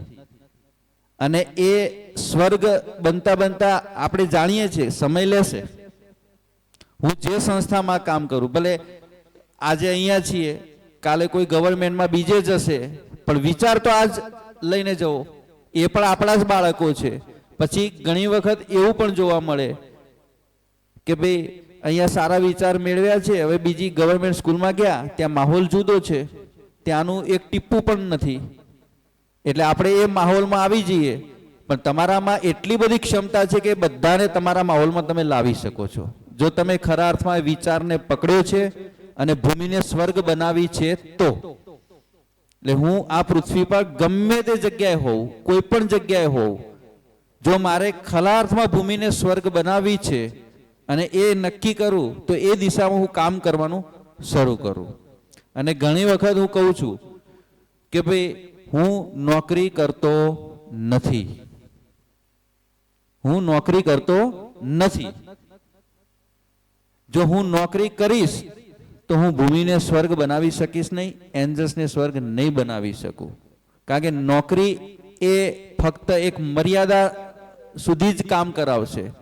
પણ જ્યારે તમે સંપૂર્ણ ખીલી જશો, જ્યારે હું સંપૂર્ણ ખીલી જઈશ અને આ બધું જ મારું છે, અહીંયા બેઠેલા બધો જ પરિવાર મારો છે, અહીંયા 3,500 જે બાળકો છે બધા મારા છે, ત્યાં જો એ મને એટલી ખબર પડશે તો મારી બધા સાથેનો વ્યવહાર એક સરખો થશે. ઘણી વખત આપણા પરિવારમાંથી જ ક્યાંક આગુ પાછું થાય તો હું કહું છું, પણ એવા ભાવથી નથી કહેતો કે તમે મારા દુશ્મન છો. હું બાળકને કેન્દ્રમાં રાખીને કહું છું. એટલે બીજી વખત આપણે ભૂલ ન કરીએ. જ્યાં ધ્યાનાકર્ષણની વાત છે, હું 2024ની વાત કરું તો ધ્યાનાકર્ષણ મારા જે મિત્રો છે, જે સહપાઠી, એમને એવું લાગતું હતું કે નોટિસ આવી. 2025માં એમને હવે ફીલ થતું નથી. એટલો મને આનંદ છે કે ધ્યાનાકર્ષણને ફક્ત એક મારામાં જે છે એને દૂર કરવા માટેનો એક આ શબ્દ છે, એટલું એમનામાં આવ્યું છે. એટલે પહેલા જે દલીલો મારા સામે જે 2024માં કરતા એ 2025માં 0 થઈ ગઈ છે. એટલે એટલું તો નક્કી થઈ ગયું કે ધ્યાનાકર્ષણ શું છે એટલું તો સમજમાં આવ્યું. એકચ્યુઅલી મને પણ ધ્યાનાકર્ષણ આવે તો મને એટલી ખબર પડે કે ધ્યાનાકર્ષણ શું છે, તો મારું એક કદમ આગળ વધારવાનું એક આ સ્ટેપ છે કે હું આનાથી મારું એક કદમ આગળ વધે, હું મારા કાર્યમાં આગળ સફળ થઉં. અને મને એનો પણ આનંદ છે કે જેમ જેમ વર્ષ જાય એમ પરિવાર મોટો થતો જાય છે અને આ પરિવાર એટલો મોટો બને અને બધાના ચહેરા પર હંમેશા સ્મિત રહે. અને આ જીવન વિદ્યા થકી જીવનમાં દુઃખ છે જ નહીં, પીડા હોઈ શકે, દુઃખ નથી. અને પીડા ઉપર ધ્યાન નહીં ત્યારે નહીં જાય જો તમે શરીરથી થોડાક અલગ થશો. મારું સંપૂર્ણ ધ્યાન શરીર પર હશે ત્યાં સુધી મને દુઃખ પણ લાગશે, પીડા પણ લાગશે. પણ હું એક જીવન છું, આની ધીમે ધીમે જો અનુભૂતિ થશે તો જે પણ ઘટી રહ્યું છે, જે પણ બની રહ્યું છે એ દુઃખનું કારણ બનશે નહીં. કારણ કે હું અને શરીર આ સમજવા માટે ઘણો સમય લેશે. કારણ કે હજુ આપણે ભૌતિક સાધનોમાં, સુખ સગવડમાં એટલા બધા ડૂબી ગયા છીએ કે એ ન હોવાની ઉણપ પણ પીડા આપે છે. ધીમે ધીમે આપણે એના ઉપર કામ કરશું, એ જ બાળકોને એ તરફ, એ દિશામાં લઈ જઈશું. તો આપણી વચ્ચે પણ 3,000 થી 3,500 બાળકો છે, બહુ મોટો વર્ગ છે. તમે એમની સ્થિતિ સમજીને જો કામ કરશો તો એ જ આગળ જઈને એ જ રીતે કામ કરશે. એટલે હંમેશા બાળકોની માનસિક સ્થિતિને વાંચો, ગમે ત્યાં ગમે તેટલો ગુસ્સો ન ઉતારતા એને સાંભળો, એને સમજવાનો પ્રયત્ન કરો અને સાંભળ્યા પછી એને યોગ્ય સંતોષ થાય એ રીતે બહુ સરસ શબ્દની ભાષામાં એને જવાબ આપો તો એ ધીમે ધીમે આગળ વધશે. જે અમને વાત કરી આપણે ચિરાગભાઈએ સત્તા, એકચ્યુઅલી સત્તા જેવું કંઈ નથી. એ એક માન્યતા ને એક ભ્રમ છે. પ્રિન્સિપાલ હોય કે ટ્રસ્ટી હોય એ કોઈ સત્તાના પદ ઉપર બેઠા નથી, એ ભ્રમ છે. હું જે લેવલ ઉપર છું એ તમે લેવલ પર છો. ફક્ત એક જવાબદારીના ભાગરૂપે આપણે વર્ગ પાડ્યો છે. બાકી તમારું ને મારું કામ સરખું જ છે. એટલે જ્યાં આપણને ડર લાગે ને ત્યાં આપણે સત્તા દેખાય. એકચ્યુઅલી સત્તા છે ને, સત્તા એટલે વ્યાપક. આપણે સત્તાની જે પરિભાષા મૂકીએ છીએ, નેતા તો નેતાની એક ફરજ છે, ટ્રસ્ટી તો એની ફરજ છે, શિક્ષક તો એની ફરજ છે, ગુરુ જે પ્રિન્સિપાલ છે એની ફરજ છે. એટલે સત્તા કોઈની છે જ નહીં. સત્તા એટલે વ્યાપક. એટલે ખાસ કે પહેલા હું પણ એ જ વિચારતો હતો, ચિરાગભાઈએ ખૂબ સરસ શેરિંગ કર્યું. એટલે સત્તા આગળ ડાપણ નકામું ત્યાં આપણને લાગે એવું નથી. જ્યાં આપણને લાગે કહેવા જેવું છે મૂકો, વાતને રજૂ કરો. રજૂ કરવાથી આપણે એનું સોલ્યુશન આવે. ક્યાંક અમે પણ ખોટા હોઈએ તો અમારું ધ્યાન જાય, ક્યાંક તમારી ભૂલ થતી હોય તો તમારું ધ્યાન જાય. તો હંમેશા વાતચીત એટલે સંવાદ કરવાથી જ એનું નિરાકરણ આવે. જ્યાં સુધી સંવાદ નથી થતો, વર્ગખંડમાં પણ તમે જુઓ, આપણે હમણાં સુરેશભાઈ આવ્યા હતા, એમને 9, 10, 11, 12ના બાળકોનું સેશન લીધું. સામાન્ય પ્રશ્ન પૂછ્યો પણ આંગળી કોઈની અદ્ધર જ નથી થતી. એટલે એ દ્રશ્ય જોયા પછી એવું લાગે કે સંવાદની કમી છે. આંગળી અદ્ધર કેમ ના થાય? બાળક કેમ મૂંઝાય છે? કોઈ પણ પ્રશ્ન પૂછે તો એનો જવાબ તો આપે ને, જે પણ હોય. તો જવાબ જો બાળકો ના આપી શકતા તો પ્રશ્નો નથી પૂછી શકતા. તો એ નાટિકામાં જોયું કે એની જિજ્ઞાસાને આપણે ક્યાંક ના ક્યાંક દબાઈ રહ્યા છીએ. કંઈ પણ ખોટું બોલે તો તરત કહીએ ખબર નથી પડતી, ખોટું છે, શું તૈયાર કર્યું, શું ધ્યાન આપ્યું. આ શબ્દોથી એને ફરીથી હિંમત નહીં કરે. જે બોલે ખોટું બોલે તો સરસ કહેવાય, બેટા ખૂબ સરસ પ્રયત્ન છે, પણ આનો જવાબ આ રીતે નહીં આ રીતે આવે, તો એને ફરીથી પણ હિંમત થશે. એટલે ઘણી વખત આપણું ધ્યાન નથી જતું, પણ તમારો શબ્દ એને કાયમ માટે બેસાડી રાખે છે, એને આગળ વધવા દેતો નથી. એટલે ફરીથી ખૂબ સરસ, બધા પ્રત્યે કૃતજ્ઞતા, સાંભળનાર પ્રત્યે પણ કૃતજ્ઞતા, જેને પ્રસ્તુતિ રજૂ કરી એના પ્રત્યે પણ કૃતજ્ઞતા, અને આપણી સાથે જે આજુબાજુ વાતાવરણમાં જોડાયેલા છે બધા પ્રત્યે કૃતજ્ઞતા. ખાસ કરીને આદરણીય નાગરાજ બાપા કે જેમણે આપણને આ વિચાર આપણા સુધી પહોંચતો કર્યો, અને ખરેખર આપણે એટલા નસીબદાર છે, બહુ વહેલા આવ્યો છે વિચાર આપણા સુધી. કારણ કે આ જે નદી વહેતી હોય ને, પહેલું પાણી જે ગામમાં આવે ને, ગામ નસીબદાર કહેવાય. એટલે આપણે નસીબદાર છીએ, જે નસીબ માનીએ છીએ કે વહેતું પાણી પહેલું આપણા ત્યાં આવ્યું. મતલબ જે સ્કૂલ, બરાબર, આખા બનાસકાંઠા ઉત્તર ગુજરાતમાં વિસનગર તો છે જ, પણ આપણી સ્કૂલમાં એ જે પાણીનો પ્રવાહ છે પહેલા આવ્યો છે. તો જેટલા ગુંડડા પીવાય એટલા પી લેવા. ખૂબ સરસ. થોડી વાર બેઠો પણ મજા આવી ગઈ મને. બધાને આવી ગઈ? થોડું એક એવી રીતે કામ આવી ગયું ને એટલે નીકળી ના શકે, પણ સોરી. હા, જરૂર જરૂર, ચોક્કસથી જોઈશ, આજે જ જોઈશ. એક બે શબ્દો હતા એટલે મને એમ થયું કે હું બી મારી વાત મૂકું એમ. સત્તા આગળ શાણપણ નકામ. એને જો જીવન વિધાના પરિપ્રેક્ષથી જોઈએ તો વાત તો સાચી જ છે. સત્તા એટલે કે વ્યાપક, વ્યાપક એટલે ઈશ્વર, ઈશ્વર એટલે આમ જોઈએ તો વ્યાપકમાં ઇકાઈઓ સંપૃક્ત છે ને. હવે તો આપણે આ વાત કરી શકીએ, આપણા માટે હવે નવી વાત નથી. તો હું માનવ, માનવ થઈને હું બાધિત છું માનવીય વ્યવહાર કરવા માટે. આઈ એમ બાઉન્ડેડ. મતલબ હું માનવ થઈને અમાનવીય વ્યવહાર કરીશ તો એ મારામાં પીડા સ્વરૂપે આવશે જ. ઓપ્શન નથી આપણી પાસે. આપણે કહીએ ઘણીવાર આમ થવું જોઈએ, આમ થવું જોઈએ, આમ થવું જોઈએ, પેલા ખરાબ કર્યું મારે ખરાબ જ કરવું જોઈએ. You are bounded. હું માનવ છું, હું માનવી આચરણ કરવા માટે બાધિત છું.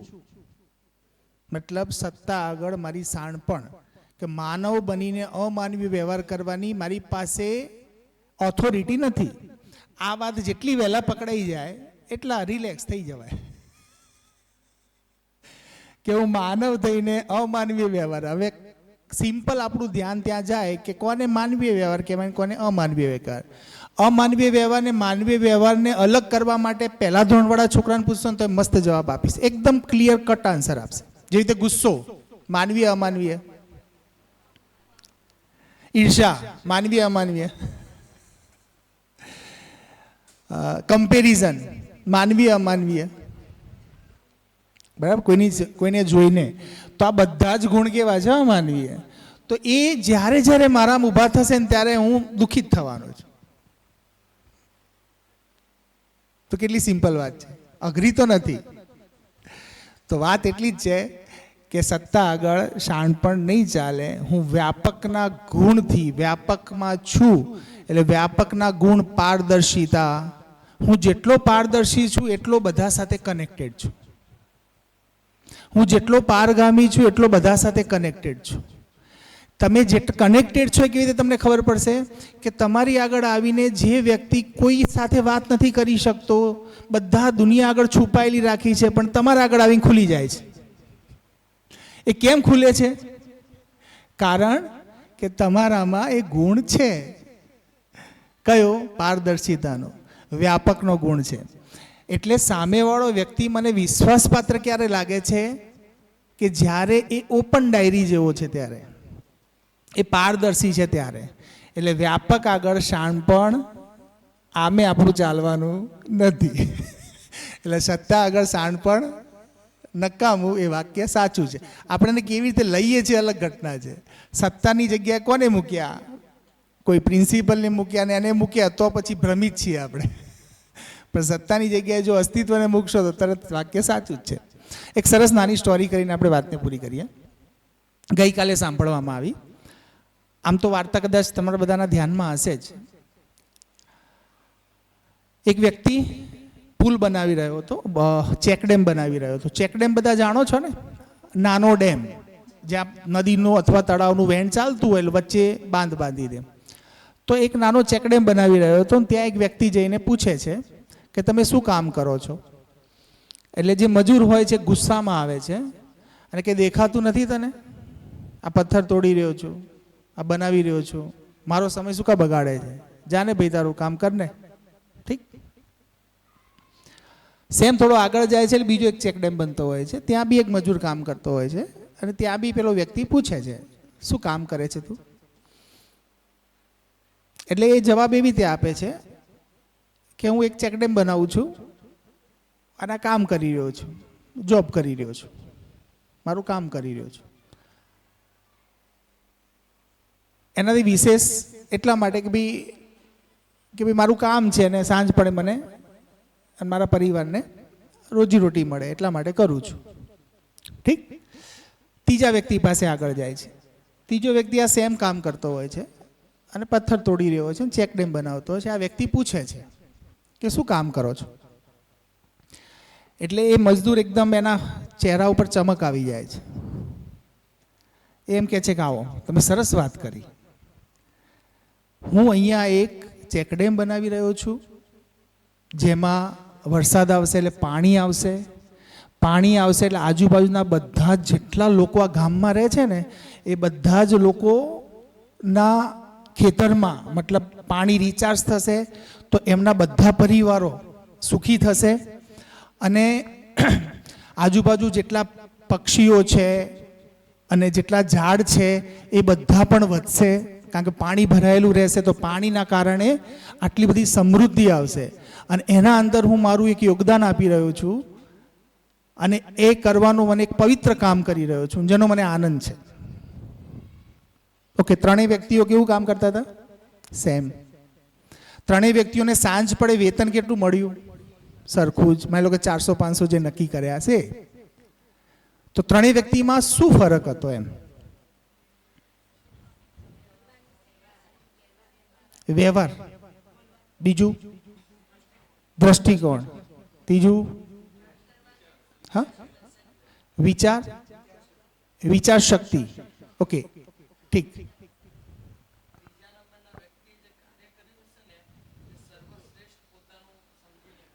ઓકે, ત્રીજા વ્યક્તિએ સર્વશ્રેષ્ઠ વિચારીને કર્યું હશે. માર્કર પેન છે? માર્કર પેન હા આપો. એક સિમ્પલ ખાલી થોડું ધ્યાન આકર્ષણ કરવું છે કે આ પહેલો વ્યક્તિ એ હતો, બીજો બી હતો અને ત્રીજો સી હતો. ઠીક. પહેલા વ્યક્તિએ કેવો જવાબ આપ્યો? બિલકુલ આપણે એને કહીએ કે અનહેપી હતો, મતલબ બિલકુલ દુઃખી હતો એવું લાગ્યું આપણને, મતલબ ગુસ્સામાં હતો, જે બી હતો ગુસ્સામાં એને જવાબ આપ્યો હતો. બીજા વ્યક્તિમાં ગુસ્સો કેવો હતો? થોડો ઓછો હતો. તો એ કેવો હતો કે મિડ હેપી કહી દઉં, ચલો ને, શબ્દો તો હવે મારી પાસે. મિડ હેપી મતલબ 50-50. ત્રીજો જે વ્યક્તિ હતો એને હેપી કહી દઈએ આપણે, ખુશ હતો, જે કામ કરતો હતો એનાથી ખુશ હતો. હવે આપણે ખાલી એ જોવું છે કે ત્રણમાં શું અલગ અલગ હતું. તો બેને શું કીધું? વ્યવહાર સારો હતો, એક આન્સર. નંબર 2 બેસ્ટ પોતાનું આપતો હતો. ત્રીજો દ્રષ્ટિકોણ સારો હતો. બીજો કોઈ જવાબ? એમની બોલવાની ભાષા અને વ્યવહાર સારો હતો. વાત કરવાની સમજાવવાની પદ્ધતિ અલગ હતી. ત્રીજા નંબરના વ્યક્તિને એના કામની સ્વીકૃતિ હતી. ઓકે, હજી કંઈ? ભાવ સારો હતો. ઓકે, મેં તમને કોઈને કાંઈ જ કીધું નથી. મેં કીધું કે આ ત્રણ વ્યક્તિ છે આ ત્રણ વ્યક્તિમાં શું ફરક હતો? મેં આવું પૂછ્યું ને તમને, તમે વાત કેમ ત્રીજાની જ કરી, પહેલા બીજાની કેમ ના કરી? તમે જો જાણતા અજાણતા જવાબ કોનો આલી રહ્યા છો? આટલામાંથી એક કઈ પહેલા બીજાની વાત કરી? તમે અહીંયાને રિજેક્ટ કર્યો, અહીંયા બી આને રિજેક્ટ કર્યો.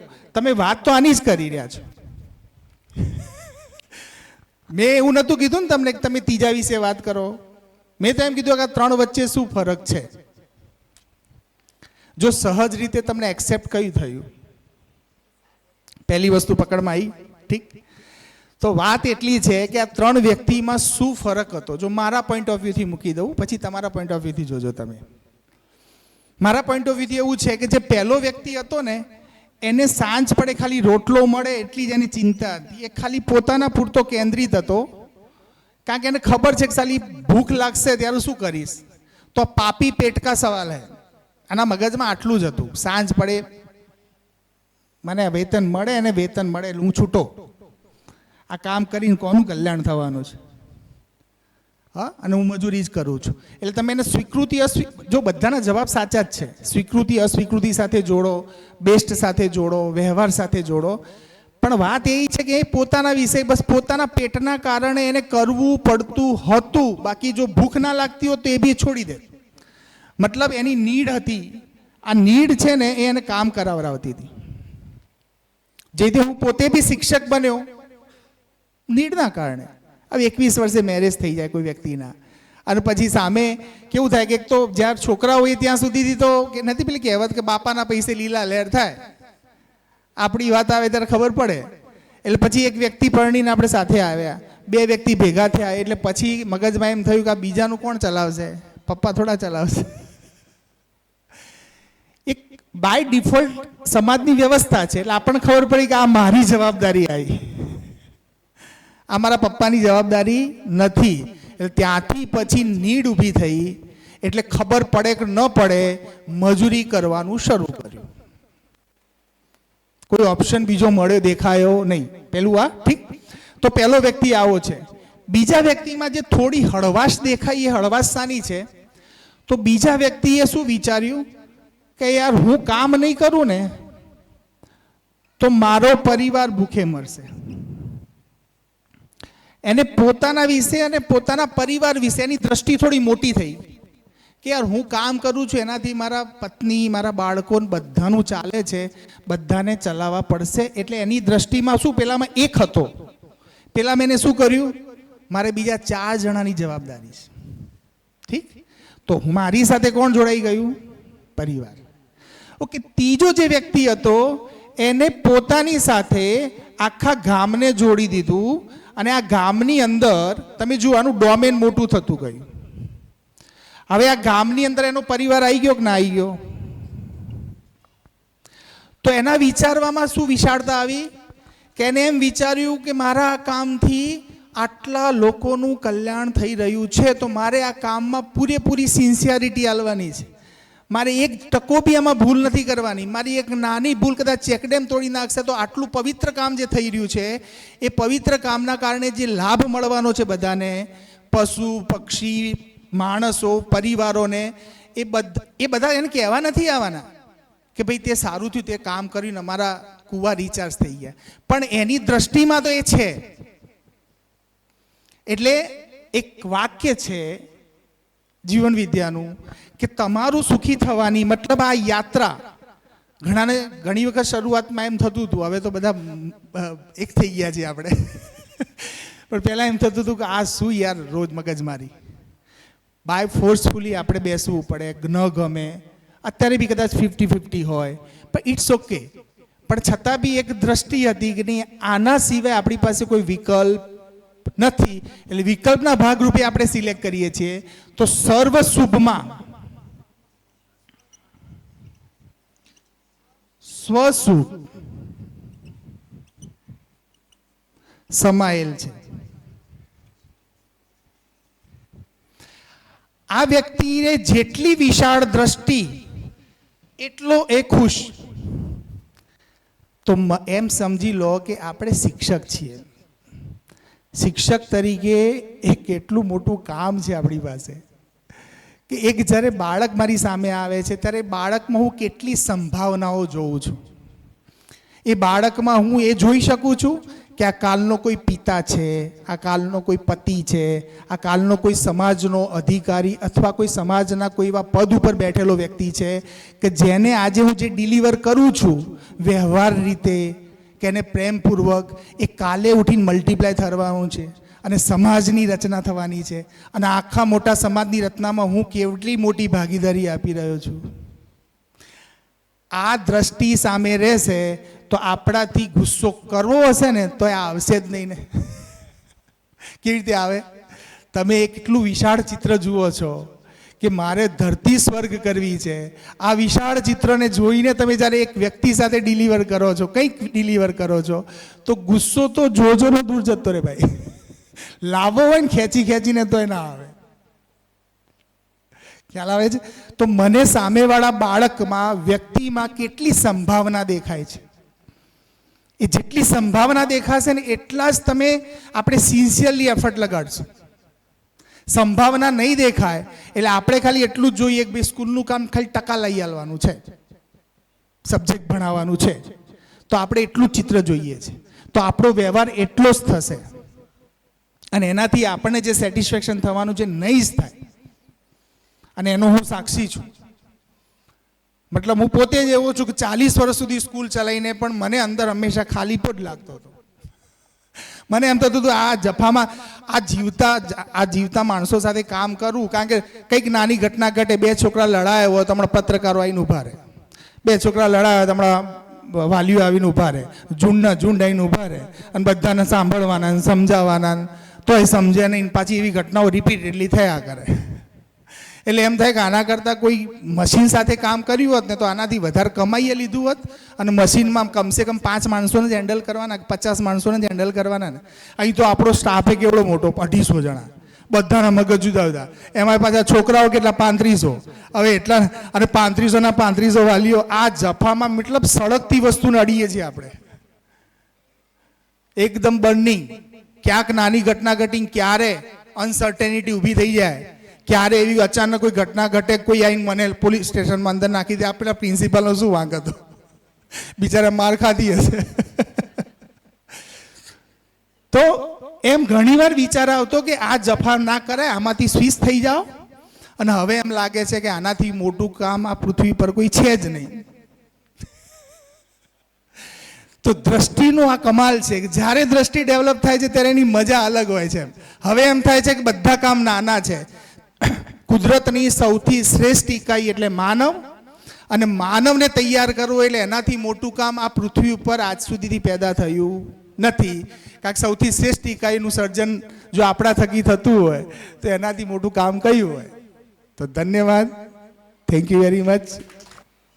ભેગા થવાનું થાય ને તો એમ થાય કે આપણા અનુભવ ક્યાંક કોઈને સ્પર્શી જાય, એટલે 2 મિનિટ માટે તમારો સમય લઉં છું.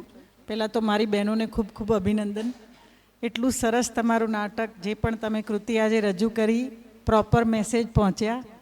અને હવે એવો વિશ્વાસ આવે છે કે પરિવાર પૂરેપૂરું આ કન્ટેન્ટને સ્વીકાર્યું છે અને એ જોવા બી મળે છે બધાના વ્યવહારમાં, વ્યક્તિત્વમાં.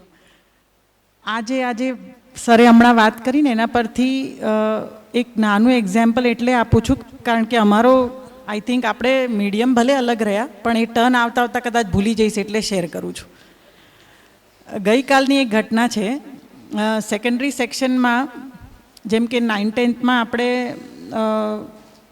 સ્ટુડન્ટ્સને જ્યારે ભણાવવાની વાત આવે તો સિન્સિયરિટી ઉપર આપણે વધારે ધ્યાન આપીએ, કારણ કે એ લોકો બોર્ડને અપિયર કરવાના છે. અને એમાંથી એક વિદ્યાર્થી એવું છે જે 5 વર્ષથી એટલું બધું, સાચું કહું છું તો કદાચ જિજ્ઞાસુ વધારે હશે એવું કહી શકીએ આપણે, અને એને અમે સમજી નહોતા શકતા. 3 વર્ષથી એને વારંવાર, પહેલાં તો અમે લોકો જેમ આપણે કહીએ છીએ જીવન વિદ્યા સાથે જોડાયેલા નહોતા, એટલે શિક્ષકો પણ એના પ્રત્યેનો જે વ્યવહાર હતો એ ખોટો જ હતો એવું હું સ્વીકારું છું. અને જ્યારથી આપણે આમાં જોડાયા છીએ ત્યારથી થોડુંક ટીચર્સનું બી એવું ધ્યાન જાય છે કે એને સમજાવીએ તો એ સમજે છે, એ વાતને સાંભળે તો છે. અને એની અસર 2 દિવસ 4 દિવસ દેખાય પણ પાછો હતો એવો ને એવો. તો આજ ફરીથી 2 દિવસ પહેલાં એવું બન્યું કે એને આપણા એક શિક્ષકને જે ખૂબ જ શું કહેવાય અનુભવી શિક્ષક છે, જે કદાચ 2-3 વર્ષ 4 વર્ષમાં રિટાયર બી થઈ જશે, એવા શિક્ષકને જતાં જતાં વેનમાંથી કોઈ કાર્ટૂનના નામને લઈને ચીડાયા અને એ શિક્ષકે સાંભળ્યું, કારણ કે શિક્ષક તો બાળકોના અવાજને બી ઓળખતા જ હોય. અને એમણે આવીને મને ફરિયાદ કરી કે બેન આવું આવું બને છે. આ તો કાલે ગઈ વખતે રસ્તામાં જતાં જતાં મને સાંભળવા મળ્યું, પણ એવું બી મેં સાંભળ્યું છે કે ક્લાસમાં બી મારા વિશે આવી વાતો થાય છે. તો મેં કીધું આ યોગ્ય નથી, કારણ કે એ શિક્ષકને બી એમ થાય ને કે મેડમ આટલા વર્ષનો અનુભવ થઈ ગયો છે, મારાથી કંઈ ખોટું પીરસાતું બી નથી, ન હું ખોટો એવો કોઈ વ્યવહાર કરું છું, છતાં બી આ બાળકો, કારણ કે બાળ બુદ્ધિ છે હજી, એ બાળકે કોઈ કાર્ટૂનના નામથી એમને ચીડાયું. અને સાચું કહું છું તો કાલે મને પણ એવું ફીલ થયું કે એ શિક્ષકની ગરિમાને જાળવવા માટે મારે એના માટે કંઈક એક્શન લેવું પડે. જ્યારે એ એટલા દુઃખી થઈ ગયા તો મને એમ થયું કે ચલો એને આપણે, અને આગળ વારંવાર એમના પેરેન્ટ્સને બોલાવીને બી આપણે જણાવ્યું હતું કે આની પર થોડુંક ધ્યાન આપો, આનો વ્યવહાર બરાબર નથી, ક્લાસમાં 2 મિનિટ એક જગ્યાએ બેસતો નથી, એવું બાળક છે અને એની ઉપર આપણે કામ કરશું 100%. હવે એ ગઈકાલે આવું બન્યું ને એટલે મેં આપણા કોઓર્ડિનેટરને, મારા સાથી મિત્ર કહી શકું, રમેશભાઈએ નક્કી કર્યું કે આપણે એકવાર એક્શન લઈએ, થોડોક એને રિયલાઇઝ કરાવવું પડશે કે શિક્ષકની ગરિમાને જાળવવી પડે. પાછળ બેસીને કૂતરા બિલાડાના અવાજ કાઢવા એવું બી કરે છે. તો બાળક છે, રાઈટ. આવું બધું થયા પછી અમે એવો નિર્ણય લીધો કે એને 4 દિવસનું સસ્પેન્શન આપીએ, અને એ લખીને આપ્યું. તો એ ઘરે તો પહોંચી ગયો, પણ અમે લોકો 1:15 વાગ્યા સુધી અહીંયા હોઈએ છીએ, એટલે 12:20 છૂટીને જેવો ઘરે પહોંચ્યો ને તો એ સસ્પેન્શન લેટર એના મમ્મી ને પપ્પા અને બીજા 2-4 વેનમાં એની સાથે આવે છે એ બાળકોને લઈને આવ્યું અને જણાવ્યું કે મેડમ આ બધાને બી તમે સાંભળો કે એવું એ બાળકે અવાજ કાઢ્યો નથી કે ટીચરને એણે ચીડાયા નથી. સાચું કે ખોટું એ હું પણ નથી જાણતી. પછી મને એમ થયું કે એના પપ્પાને મેં આટલા વર્ષોમાં પહેલી વાર જોયા. મમ્મી વારંવાર આવે છે, અમે બોલાવીએ છીએ ત્યારે, અને એને સમજાવે બી છે, ઘણીવાર બોલે બી છે, ઘણીવાર સ્વીકારે બી છે કે મેડમ ઘરમાં બી આવું જ કરે છે.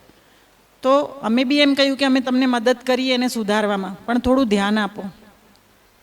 કાલે એના પપ્પાએ મને એવી વાત કરી કે મેડમ તમે 2 વિદ્યાર્થીઓની વાત સાંભળીને આટલો મોટો નિર્ણય લઈ લીધો, 4 દિવસ મારા બાળકનું જે લોસ થશે એનું શું? તો મેં કીધું હવે એ નીકળતી હતી હું ત્યારે તો હું શું, બહુ વિચારવાનો બી સમય નહોતો મારી પાસે. મેં કીધું લાવ સસ્પેન્શન લેટર મને પાછું આપી દો. બીજા દિવસે એનું કારણ હતું કે ટેસ્ટ ચાલે છે એના, એમને એમ કે 4 દિવસ ઘરે બેસશે તો 4 ટેસ્ટ મિસ થઈ જશે. તો મેં કીધું વાંધો નહીં, કાલ ટેસ્ટમાં મોકલજો. હું જેટલા એને વેનમાં આવે છે ને એ બધાને ભેગા કરીને પૂછીશ, જો સાચું હશે તો પછી ફરીથી નિર્ણય લઈશું. બીજા દિવસે એને ટેસ્ટ માટે આવવા દીધો, અને પછી ઘરે શું વાત થઈ કે બધા વેનવાળાને મળ્યા છે એ મને કાંઈ ખબર નથી. પણ કાલે એટલું રિયલાઇઝ થયું મને કે એ જ્યારે ફાધર ને મધર એના આવીને બેઠા અને આ વસ્તુ બાળકને બોલાવ્યો, અને એના ફાધરે એક જ વસ્તુ કીધી કે તું મેડમના પગે લાગ, અને જે શિક્ષક મેડમ જેને એમને બોલ્યા છે ને એમને બી બોલાવો. મેં બોલાવ્યા કે એમને પણ પગે લાગીને સોરી કહી દે બેટા, કારણ કે તારી ભૂલ છે આ. ત્યારે મને એવું રિયલાઇઝ થયું. અને આ જ્યારે ચર્ચા થતી હતી ને મેં કીધું ભાઈ જો મને બી એને પનિશમેન્ટ આપવામાં કોઈ મજા નથી આવતી, પણ એને સાચું શું છે કે મોટાની રિસ્પેક્ટ કરવી, ટીચરની જ નહીં, આપણાથી જે વડીલ છે આપણને કહે છે એની રિસ્પેક્ટ કરવી, એવું શીખવાડવું તો પડશે ને. આપણે બી ભેગા થઈને કામ કરવું પડશે. આવું કીધું ને ત્યારે એના પપ્પા, સાચું કહું છું તો એ કયા મોડમાં આવ્યા હતા હજી બી મને સમજાતું નથી. એ બહુ હાઈ ટેમ્પરમાં આવ્યા હતા. ત્યારે રમેશભાઈ, નામ લઈને કહું, રમેશભાઈએ એવું કીધું કે અમે એને એ શીખવાડવા માંગીએ છીએ કે રિસ્પેક્ટ. તો કે સાહેબ તમે વચ્ચે ના બોલો, હું તમારી સાથે વાત કરતો જ નથી, આવું એમણે કીધું. આજે હું આ એક્ઝામ્પલ એટલે આપું છું કે આજે અમે લોકો જે કામ કરીએ છીએ ને, અમે લોકો અમારી ઉપર જે કામ કર્યું છે ને કાલે એના દર્શન થયા મને. રમેશભાઈએ ખૂબ સરસ રીતે કીધું આઈ એમ સોરી, આવું એમને કહ્યું. તો એ જોઈને મને ત્યારે અહેસાસ થયો કે આટલા હાઈ ટેમ્પરમાં આવ્યા પછી આપણો વાંક ન હોવા છતાં રમેશભાઈએ કીધું ને કે આઈ એમ સોરી સર, ત્યારે મને એમ થયું કે હા હવે કંઈક ચેન્જ આવે છે. અને જે ટીચરને એ બાળકે સોરી કીધું ને એ ટીચરે તો એમ કીધું કે મેડમ આને તો મેં ગઈકાલે જ માફ કરી દીધો હતો. છૂટવાના ટાઈમે અહીંથી ગયો ને ત્યારે મને સોરી કહીને ગયો હવે એની વાંક હતો કે નહોતો મને ખબર નથી, પણ એણે સોરી કીધું ને મેડમ, તો કાલે જ મેં એને માફ કરી દીધો. તો મારા મનમાં એના માટે કાંઈ નથી. તો આ બે મિત્રો જે મારી સાથે છે એ લોકોમાં આ ભાવ જોઈને મને એમ થયું કે સાચું કંઈક તો આપણે કરીએ છીએ.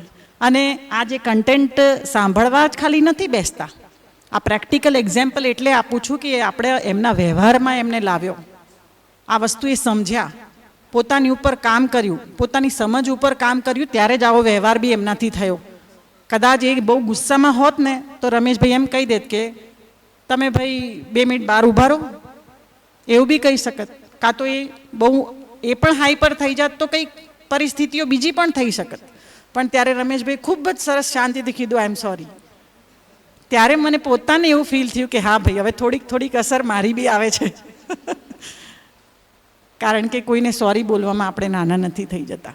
પણ એને એટલો અહેસાસ તો થઈ ગયો કે હું ગમે એવો હાઈ ટેમ્પરવાળો થઈને આવ્યો ને તો એ મને અહીંયા જવાબ તો સારો જ મળે છે. કારણ કે એવી સમજ શક્તિ હવે આપણામાં ડેવલપ થઈ ગઈ છે. તો આ ગઈકાલની જ ઘટના છે, એના પરથી મને એવું ફીલ થયું છે કે હવે ધીરે ધીરે આ બધી વસ્તુ દરેક શિક્ષકમાં ઉતરે છે. અને ક્લાસમાં બી આવું જ્યારે થાય છે ત્યારે ટીચર્સનો વ્યવહાર એકદમ સારો હોય છે. ખાલી બોલવાથી કે આ વાક્યો વાંચવાથી કે આ વાક્યો ઉપર આપણે જ્યારે ગઈ વખતે બી નાટક જ્યારે રજૂ કર્યું હતું આપણા સેકન્ડરી સેક્શને, એ ખાલી રજૂ કરવા ખાતર નથી થતું, એ વસ્તુ એમના લાઈફમાં ઉતરી છે. દરેક શિક્ષકના નેચરમાં, દરેક શિક્ષકના વ્યવહારમાં જે ચેન્જ આવ્યો છે હું જોઈ શકું છું. એટલા માટે તમારી સાથે શેર કરી. Thank you.